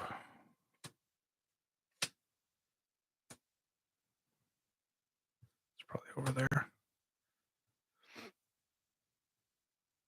It's fucking removal. All right, this is technically ramp. Doubling up. Ramp. Draw. That could be draw. Extra turns. Removal, removal, removal. Protection. Drawing. Removal. Removal. Bop, bop. All right, let's see here. 2, 3, 4, 5, 6, 7, 8, 9, 10, 11, 12, 13, 14, 15, 16. Might be a little thin there, but there's 4, 5, 6, 7, 8, 9, 10, 11, 12, 13, 14. That's all right. I'm hitting a lot of like 14 to 16s. It's decent. Like if you hit and it works. And then sometimes it doesn't. That's the whole thing. Like you want to be at least semi-consistent on what you got going on. That seems like enough protection. 2, 3, 4, 5, 6, 7, 8, 9, 10, 11, 12. In this deck, if you hit, and like stuff just gets over because of lattice. It can be brutal. That's all right.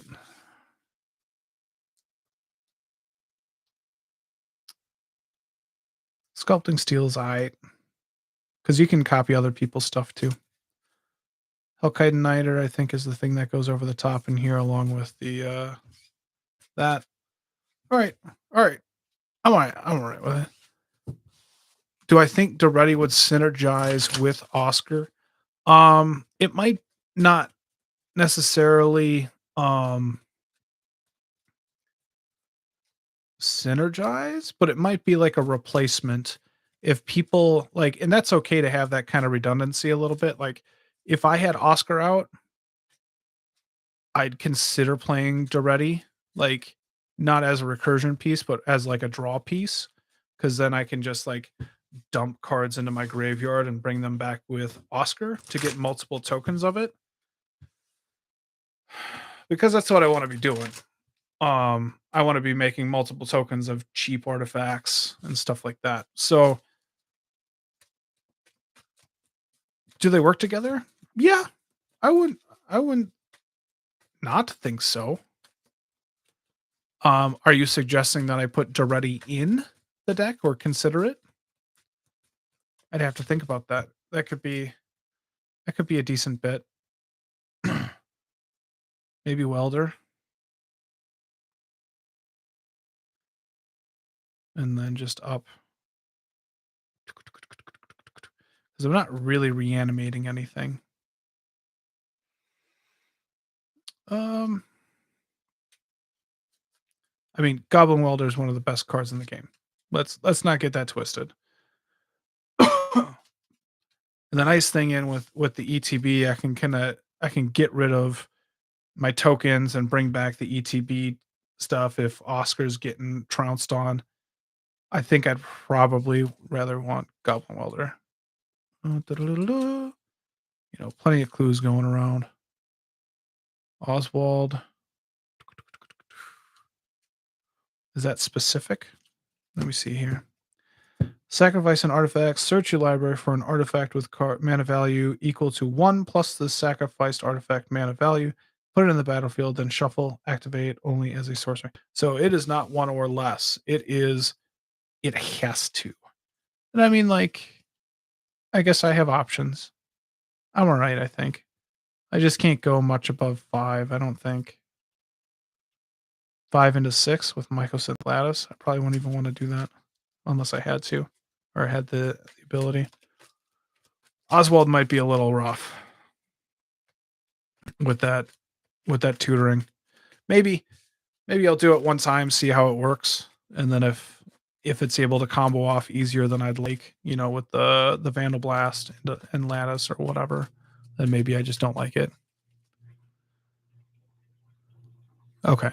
All right. Say one mind, Renshai. All right, we are at the 2-hour mark. I want to get one more deck in, so let's move on from this one.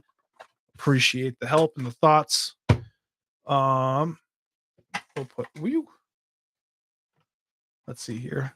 Is there anything that I want to consider for potentially putting it back? Um,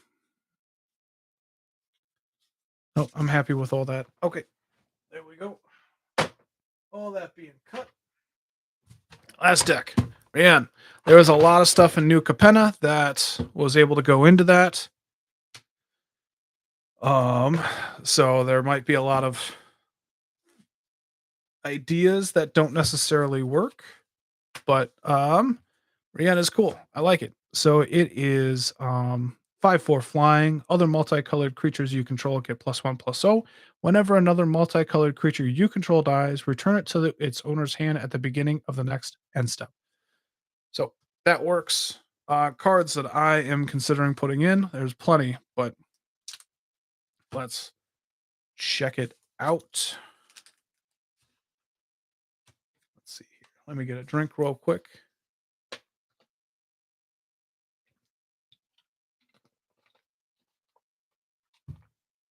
All right. Let's look at the new cards first, right? Rabble Rousing is whenever you attack with a creature, you get to put another green and white 1/1 into play. It has hideaway, which is pretty cool. But you're gonna make an army real quick with this. Rienne turns them into 2/1s. I think it's pretty beneficial for you. Jetmer's Garden, Triome, it's going in on my own time. Stimulus package. Whenever it enters the battlefield, create 2 treasure tokens, sacrifice a treasure, create a 1/1 green and white. So it's making tokens. I'm going to have to look at how many treasures this makes, but that's a big thing. Master of Ceremonies has been pretty cool. It can either have people get one or a green white citizen token, a treasure token, or drawing cards.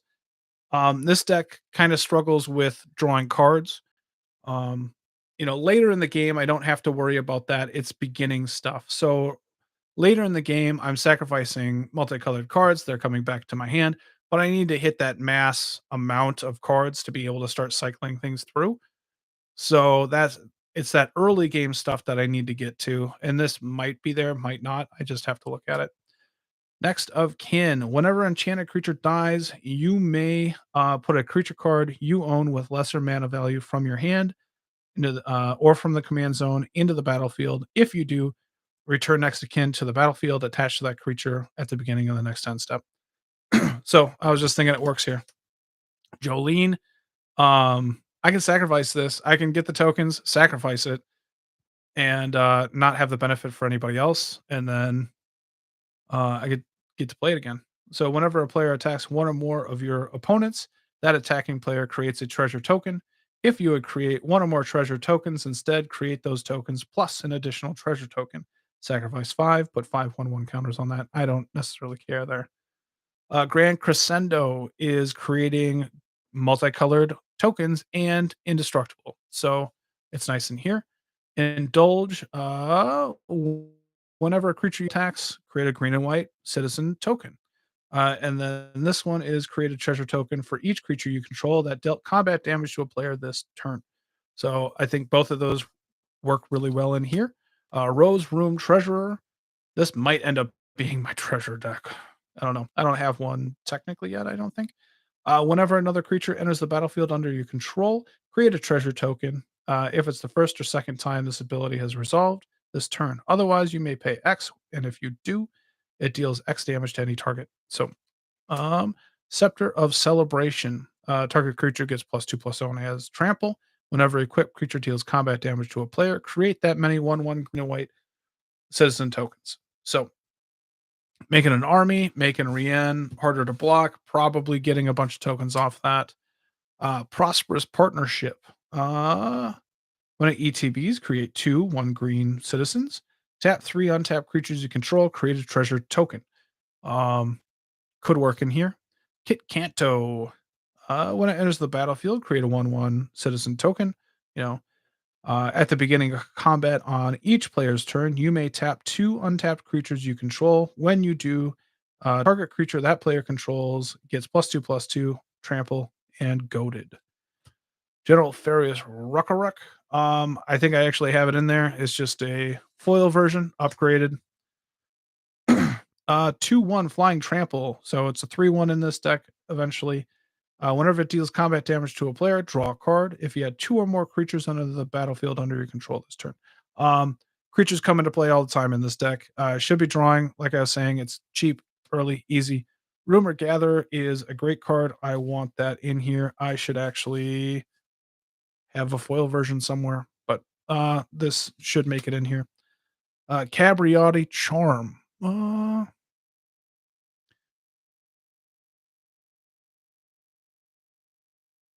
Okay, so Renshai is saying that Master of Ceremonies is better than I would think. Okay, that's the one. Yeah, actually, Trombley played this against me and Hockey, and it went really well for him. Like, it's a ton of advantage. Even though it's helping them individually, like, it's good. So I think it'll work. It just depends on the timing on this deck. Cabriotic Charm. Is this something I would want? Deals damage to number of creatures you control to target creature or planeswalker. Creatures you control get +1/+1 and gain trample until end of turn. That's kind of nice. Create 2. Yeah, we'll see. That's right. Cabriotti Ascendancy. At the beginning of your upkeep, look at the top card of your library. If it's a creature or planeswalker card, you may reveal it, put it in your hand. If you don't, put the card into your hand. You may put it at the bottom of your library. It's kind of an extra draw, maybe. Rocco Cabriata, just as a tutor. It's inefficient tutor that I'm able to kind of replay over and over again. So, Max Daredevil. Whenever you cast your second spell each turn, untap target creature, then investigate. It's alright. We'll see. Ooh, damaged it. Whoops. Minsk. 3/3. When it ETBs, make a 1/1 red hamster creature token with trample. And then until end of turn, target creature you control has base power and toughness XX and becomes a giant in addition to another type. Activate as a sorcery. It might be okay. Chief Jim Hopper. Whenever it attacks, investigate once for each non-token attacking creature. That's just trying to fill that void of trying to fill a hand and like keep up.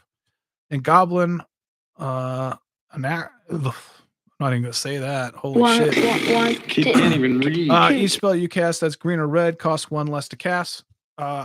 You're recasting your creatures quite a bit here, so it works pretty well. Let's see here.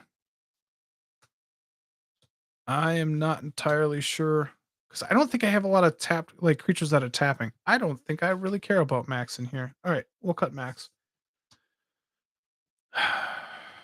Jim Hopper might not matter either. Rocco seems cool. Might be a little expensive. Same thing with Cabriata Charm. Rumor Gatherer probably makes it. Park Heights Pegasus probably makes it. Kit has a chance. Prosperous Partnership.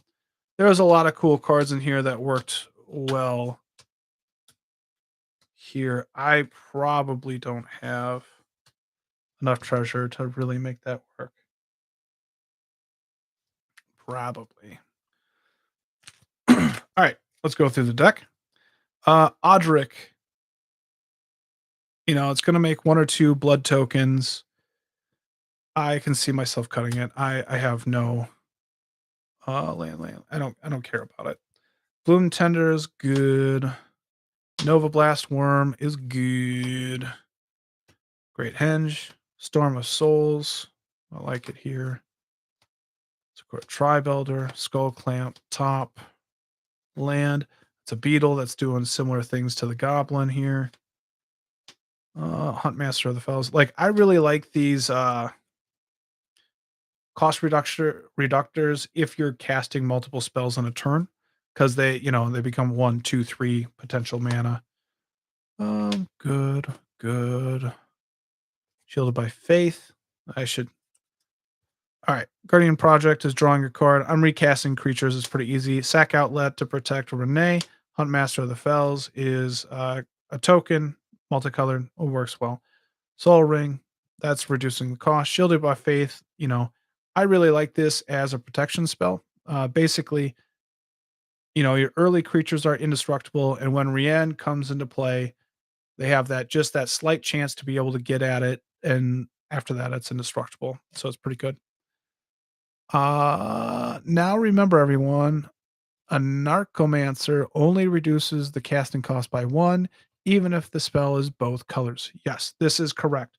There are very few cards that actually allow it. Has to say it separately. Something like Grand Arbiter, Augustin the Fourth, that will reduce a blue and white spell by 2, but it specifically says it in 2 different ways. So most do not work that way. It is normally just 1. So good point, Renshai. Chroma's Will is just kind of a game ender.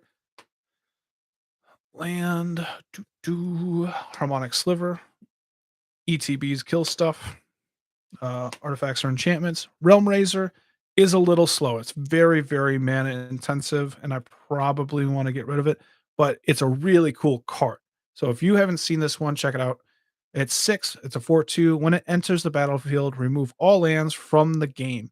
When Realm Razor leaves play, return the removed cards to play tapped under their owner's control.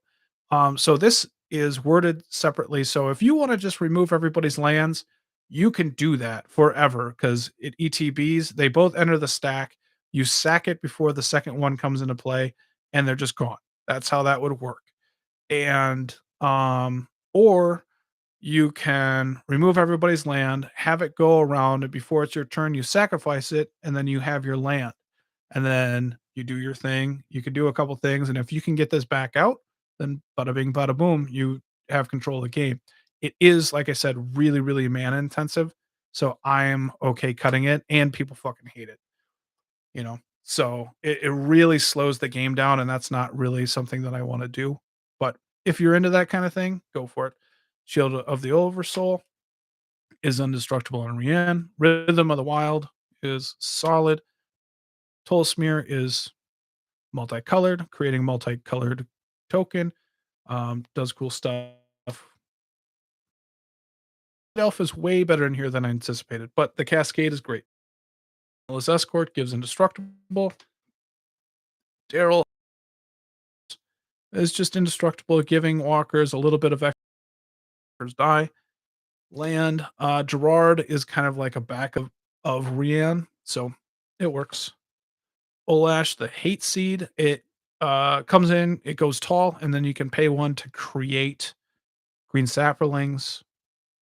And then once it dies, it goes back to your hand as long as Rienne's in play. It's pretty cool. Birthing Pod works in here. There's no combo. Dockside is great because Pride Mage comes back in hand. It's pretty sweet that way too. Marith comes back in your hand after you're trying to deal some damage.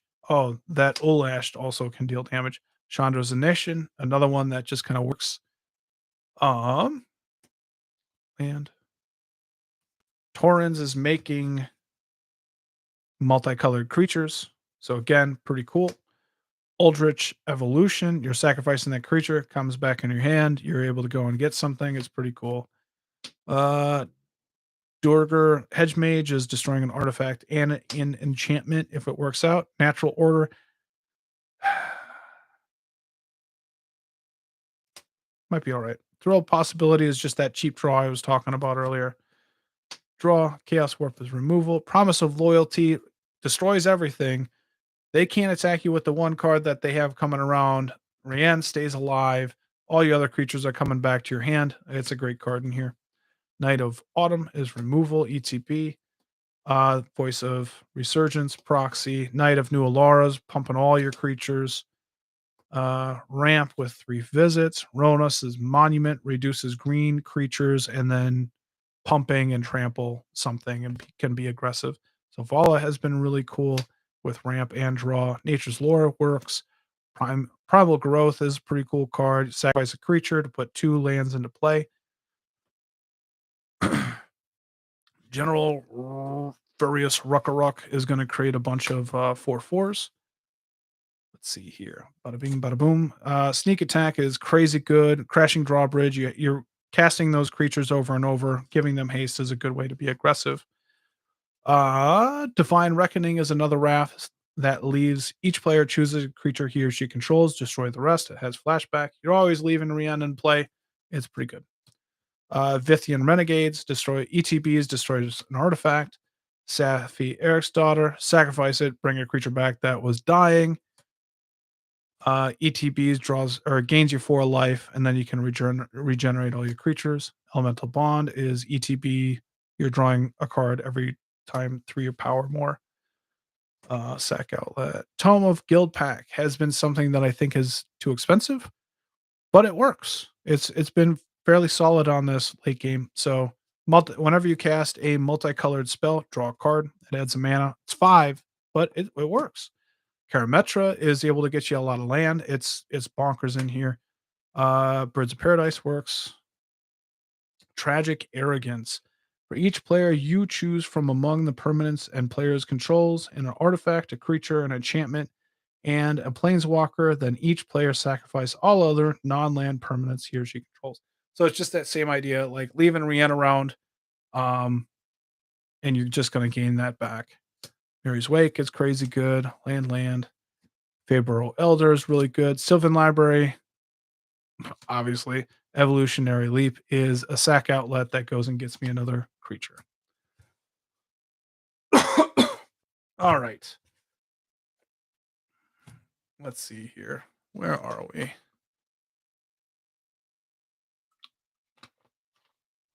Appreciate you hanging around. Let's look at this. What actually works in this deck? I don't think the treasure thing's going to work in here, so we'll cut that right off the bat.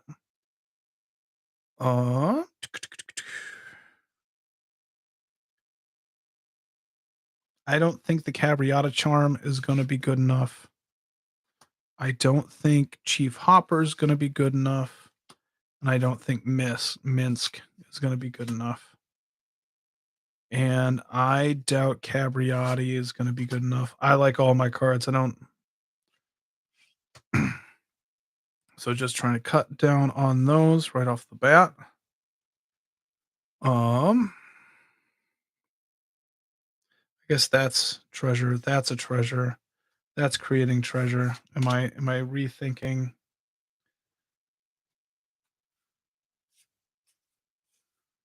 The stimulus package? There's a battlefield. Create 2 treasure tokens. Sacrifice them. I guess that's a possibility. All right, let's re-look at this a little bit. Tap 3 untapped creatures you control. Create a treasure token. Woof. All right, Evolutionary Leap.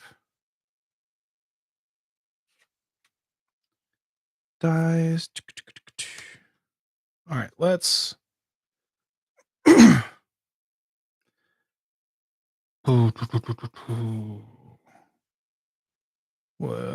What do I hate? I guess I already pulled cards that I hate. All right. Realm Razor is expensive. Audric just wasn't going to be doing enough. What are cards that I absolutely think I need to fit in here?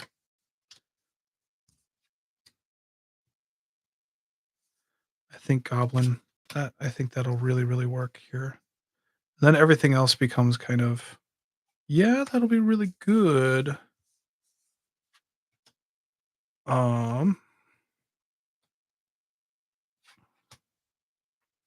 Canto is really cool. I don't know if anybody else built it out there, but played against the pre-con battles, and it went pretty cool. So let's go rabble rousing for Realm Razor. Just kind of expensive, and it'll allow me to go a little bit wider. And then Audric, I think, gets replaced with Rumor Gatherer. Just they're doing very similar things. This is scrying and drawing. This is the blood tokens. It would be nice multicolored, but I think this just consistently is going to be better. All right. This is definitely turning into a token deck. I don't know how that ends up working. I'm going to do the switcheroo on this now, since it's not a official change on that. There we go. Two. Let's see here. All right, let's start going through here. Plenty of token makers, and before this wasn't really a token deck. General evolutionary leap. Do I feel guilty about Sylvan Library in here? No, I think this is different enough that I need that little bit of a power boost. Sacrifice a creature. I have not really enjoyed evolutionary leap. Is there anything that I can replace it with?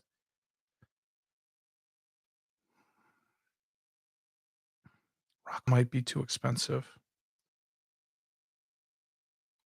Hmm.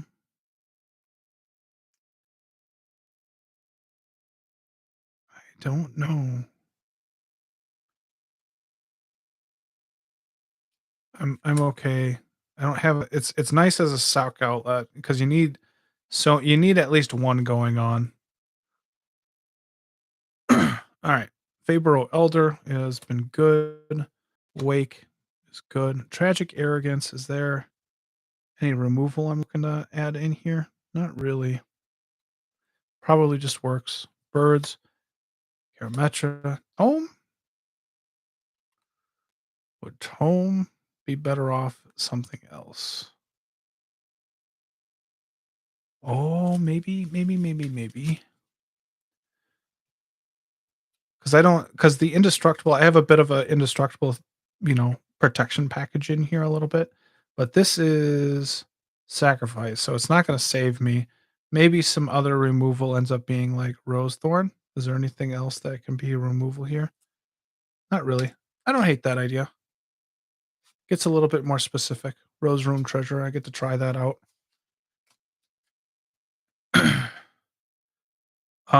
Tome of the Guild Pack. Let's look at that a little bit. Like I was saying, it works for what's going on, but it could be a lot. Elemental Bond works. So I have a lot of twos, but with Rienne, that +1/+0 is recognized. Master of Ceremonies? Oh, you're still pushing that, huh? Still pushing that. We'll see if it makes it. Loxodon, Hierarch. That makes sense to me. Sappy, Vithian, Divine Reckoning. Yeah. Sneak Attack, Growth, Silvala. Oh, you're saying Master of Ceremonies for Tome? That could work. I could see that working decent. I think, it comes down a turn earlier, um, and it's just doing a lot. Draws, to all of it works. Okay. I'm down with that. I'm okay with that switch.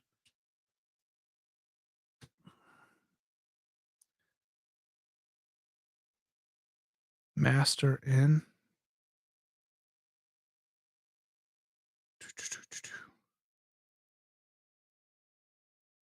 Oh, so you're saying Eldritch Evolution out and Master in? I think it probably does a better job as Tome. So the interesting thing is, Tome is 5.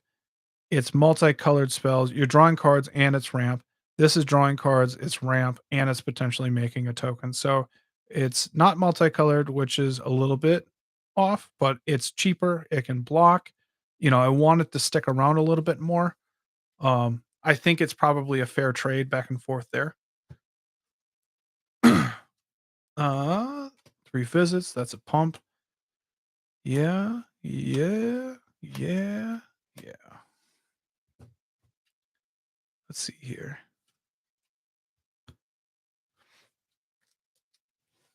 Thrill of possibility. I might want to take out my tutors. I think you have a good point there. Take out natural order, eldritch evolution. Duger makes sense. Torrens makes sense. All right, here's the other thing. So I would have 3 wraths that leave Rienne around, which are good for the multicolored creatures, but I'm becoming more token focused.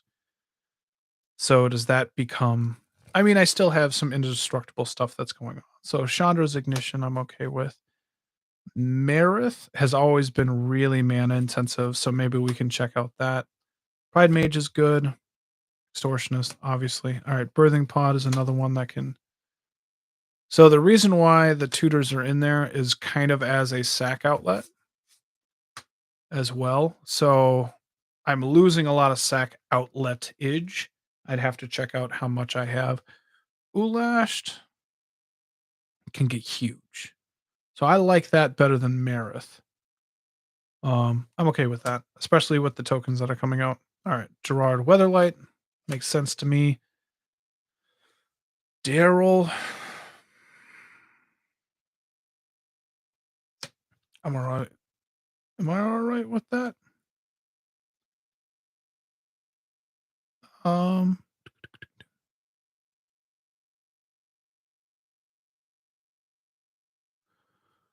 you could also put in a Goblin Bombardment for the Eldritch Evolution. It's a sack outlet for sack outlet, especially if someone plays a wipe. That's that's a solid idea. I love the card. I think it used to be in here. Um,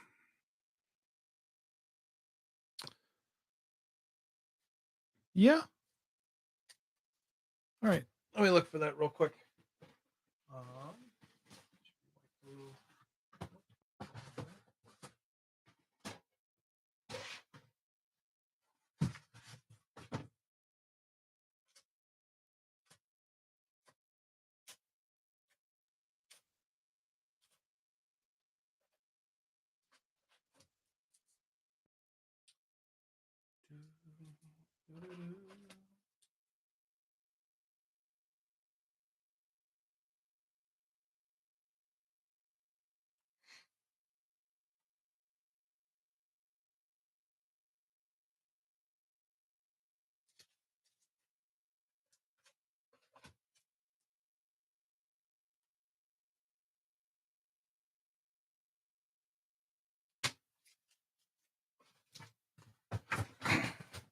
All right. Let's hear it. I can agree with that. It might not go in for evolution or yeah, for leap, but it'll probably replace one of those three. Leap might just end up being in there. It's a little bit, it gets creatures back into your hand. You're moving forward. But I do like the idea of bombardment. I like that card quite a bit. Escort makes sense. Bloodbraid Elf, Toll-Smear, Rhythm, Shield. Yep.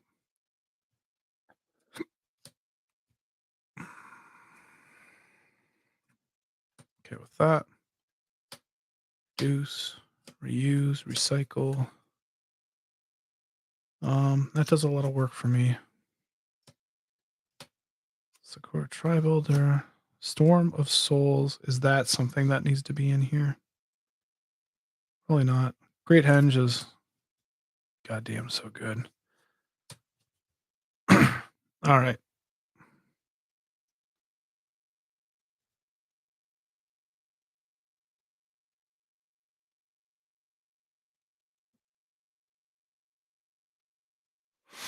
Yeah, I was wondering if this could be a Perforos Impact Tremors style deck. That might be something the next time I do it because it is nice to have like a secondary win con. Like right now, this is just attacking and trying to make sure that nobody else has many creatures. And this is very creature based, right?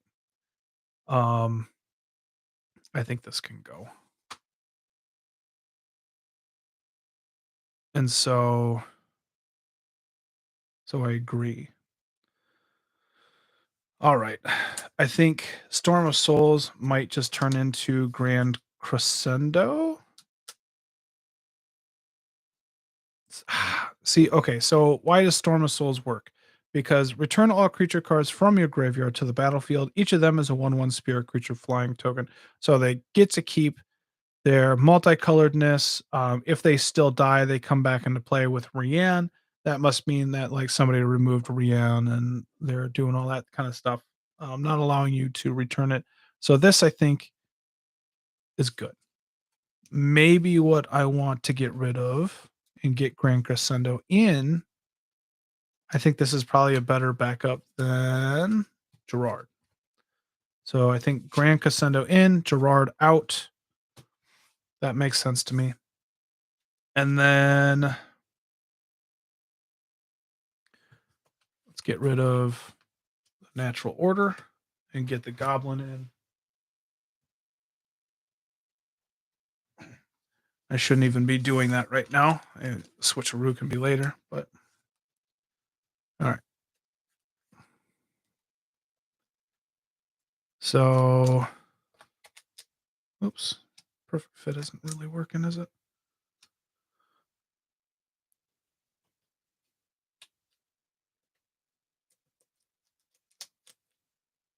Oh, this is a shitty perfect fit.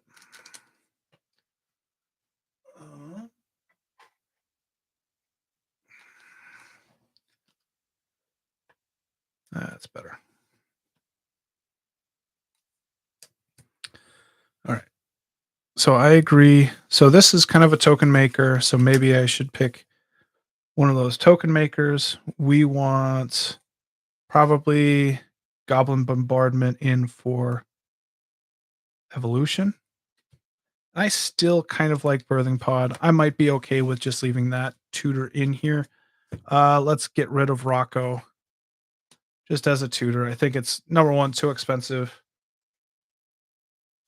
Number two, it might be all right. It might be all right. Might actually like that around better than evolution, since I'm keeping Birthing Pod.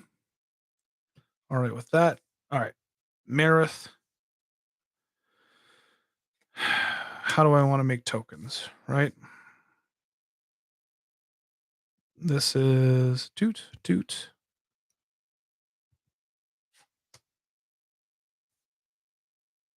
I still really like the idea of Park Heights Pegasus in here. And I think next of kin, let's reread that.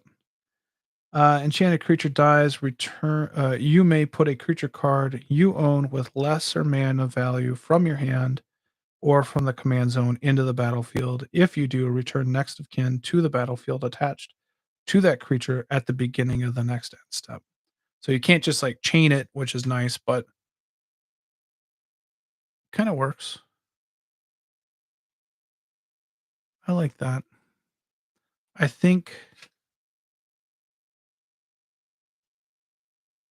Prosperous Partnership doesn't. That's technically a token. All right. All right. Maybe what we do is I think Daryl has been fat, and then the 2/2s can really hurt you. So I think Park Heights, the Pegasus probably works a little bit better too. Two or more creatures enter the battlefield under your control this turn. That probably works. I'm probably okay with that.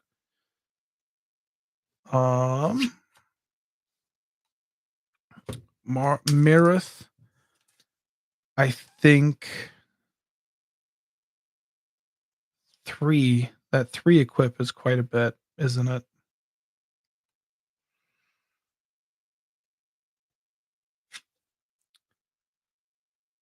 3, 4, 5. What do you think is better? Prosperous Partnership or Indulge Access? I think Scepter of Celebration is probably too expensive at 3 and 3. Because I still want to be at 6 mana. That's taking a whole turn. And then you're hoping to get in. So are we thinking 1/1? Maybe a choice between these, and I'm going to start going through and seeing if there's anything there. But opinions between these three for Marith of the Wild, Will of the Wild.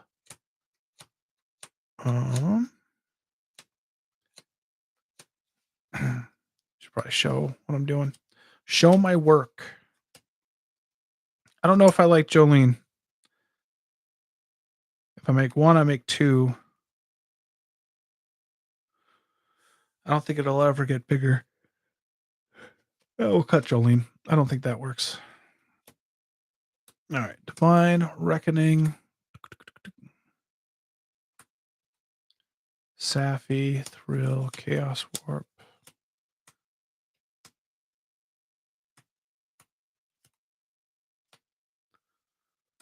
All right.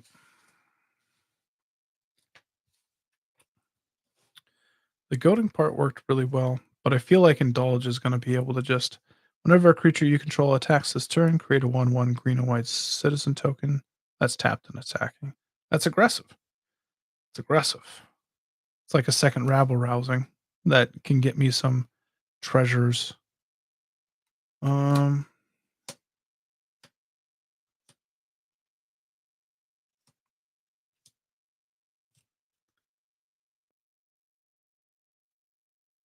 don't have any problems.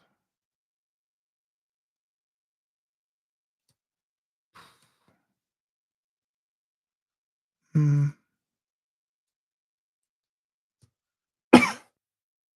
Blast Worm. Bop, bop, bop. All right.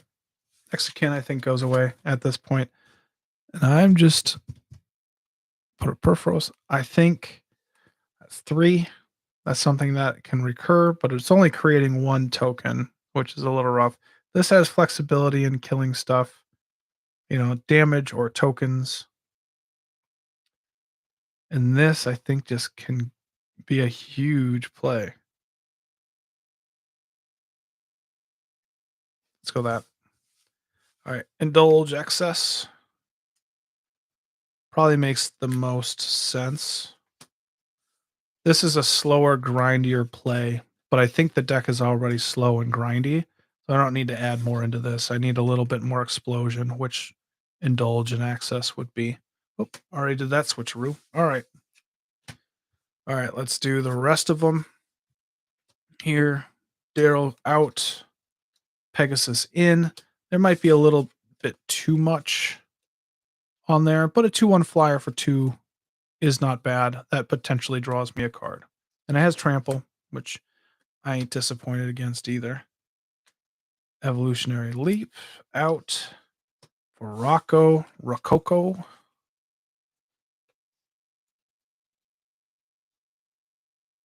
There we go. Let's get Evolution out. Goblin. Bombardment makes sense to me. I love the card.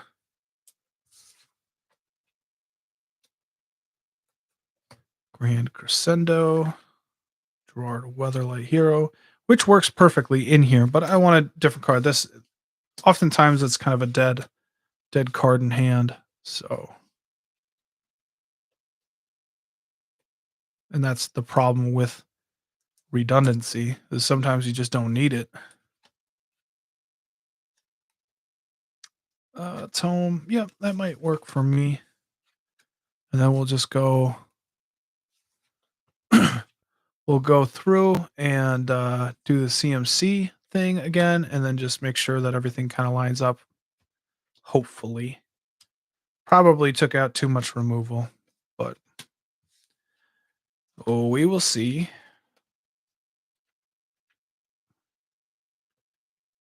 There we go. Rumor had it. Rumor. Do. Right. But I do like this card.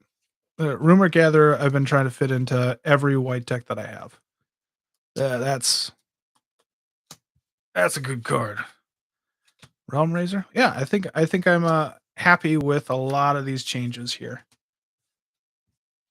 So, and then we can, let's see here. That's 5. Make sure. 3, 4. We working there? All right. 4 X, but really that's 2. That's all I care about. As long as it's 2. That's an X spell. Put that at 5. 7, 8, 9, 8, 7, 6, 5, 4. That's probably like a 5er. 7. That's a 3. 2.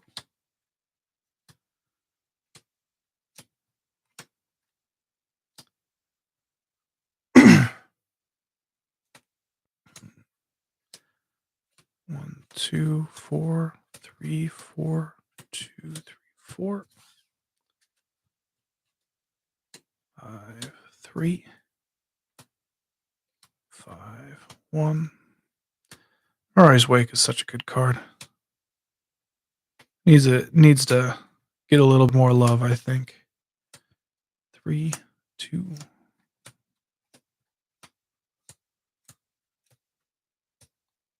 And maybe that's just from me. Need to think about you a little bit more, Wake. You my boo. All right.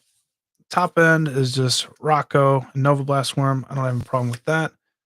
That makes sense to me. That'll always have something there, especially there is like nothing in the one spot though. Fuck. It's a little thin, but that's all right. We got enough 2s, so we should be doing something on turn 2 at least. 1, 2, 3, 4, 5, 6, 7, 8. It's a little fat there, but not too much. And these are all big plays that we're looking at. Like, I wouldn't be upset casting any of these on turn 5. And some of them aren't going to be there. 4s. That makes some sense. I don't have any problem with it.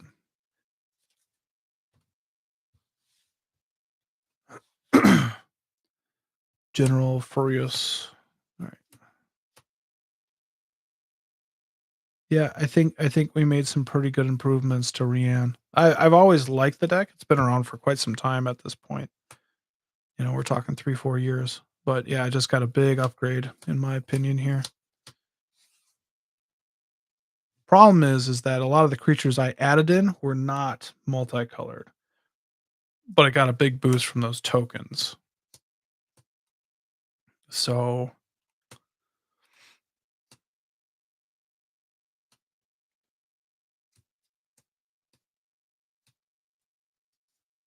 yeah, yep. All right. Probably only got about 10 more minutes left, if that. Ramp, draw. Hoping to draw. That is technically removal. Protection.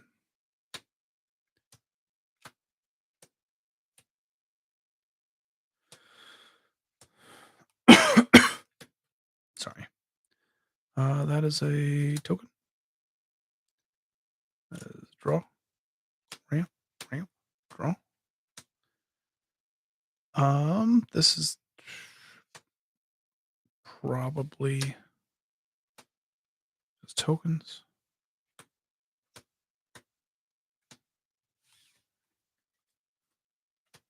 Protection.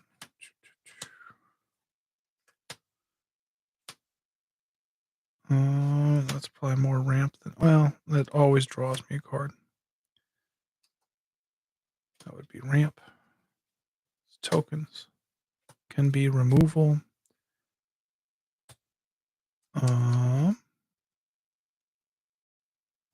Something.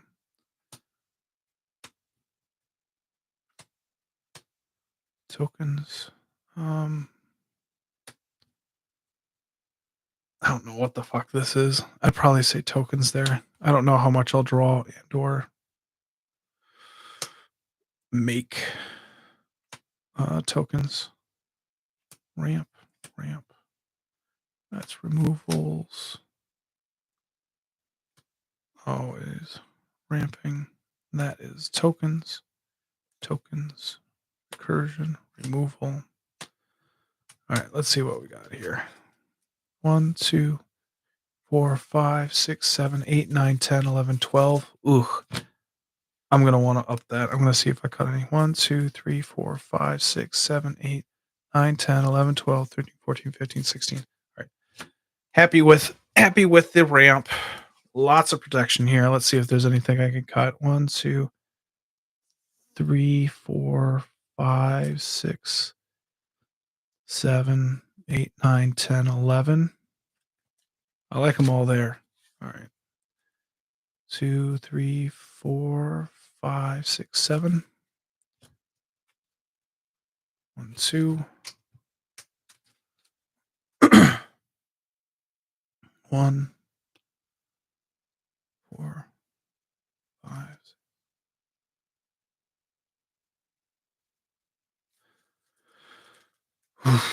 All right. I need to figure out how to draw more cards. All right. That is card advantage. That is technically card advantage. Oh, that can be considered removal. Are there cards that are going to gain me advantages that I'm not technically realizing? I mean, these are big time. That's hideaway, so that's at least a cantrip. That's technically draw.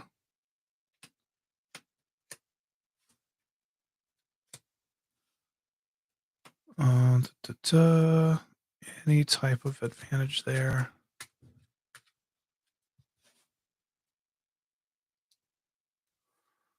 Ooh. All right. So the best that we have going on here. One could argue that Birthing Pod is ramp.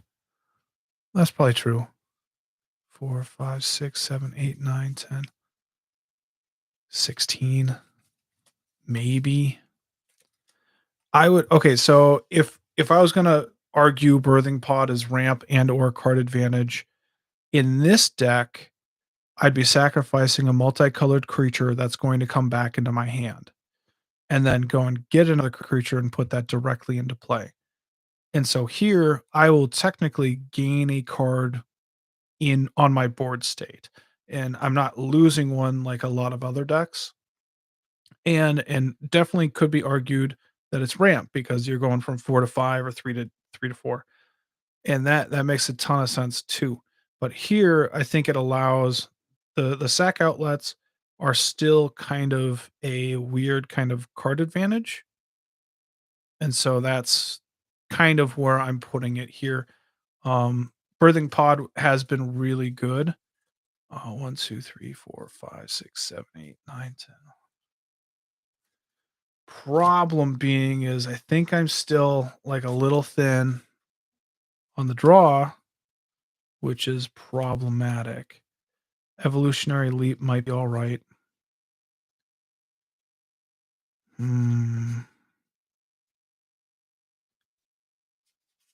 Let's see here. That's creating tokens. Chief Jim Hopper.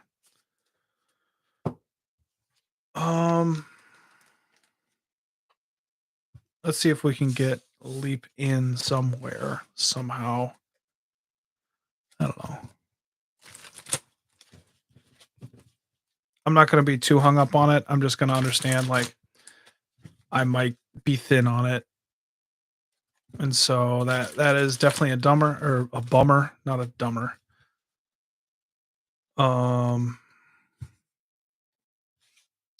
Let's just thumb through this once. Otherwise, I'll probably just be happy and be done. Because Evolutionary Leap, again, the same idea with Birthing Pod is I'm sacrificing a creature, but that creature is likely coming back into my hand. And then I'm getting another creature that's going into my hand.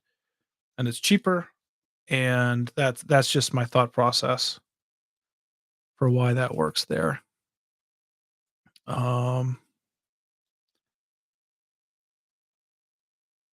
Probably I probably need Esper Sentinel in here. God, that card's so fucking good.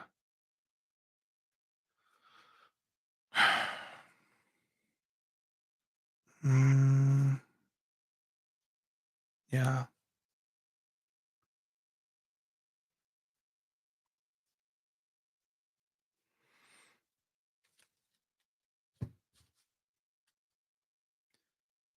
I think I'm all right.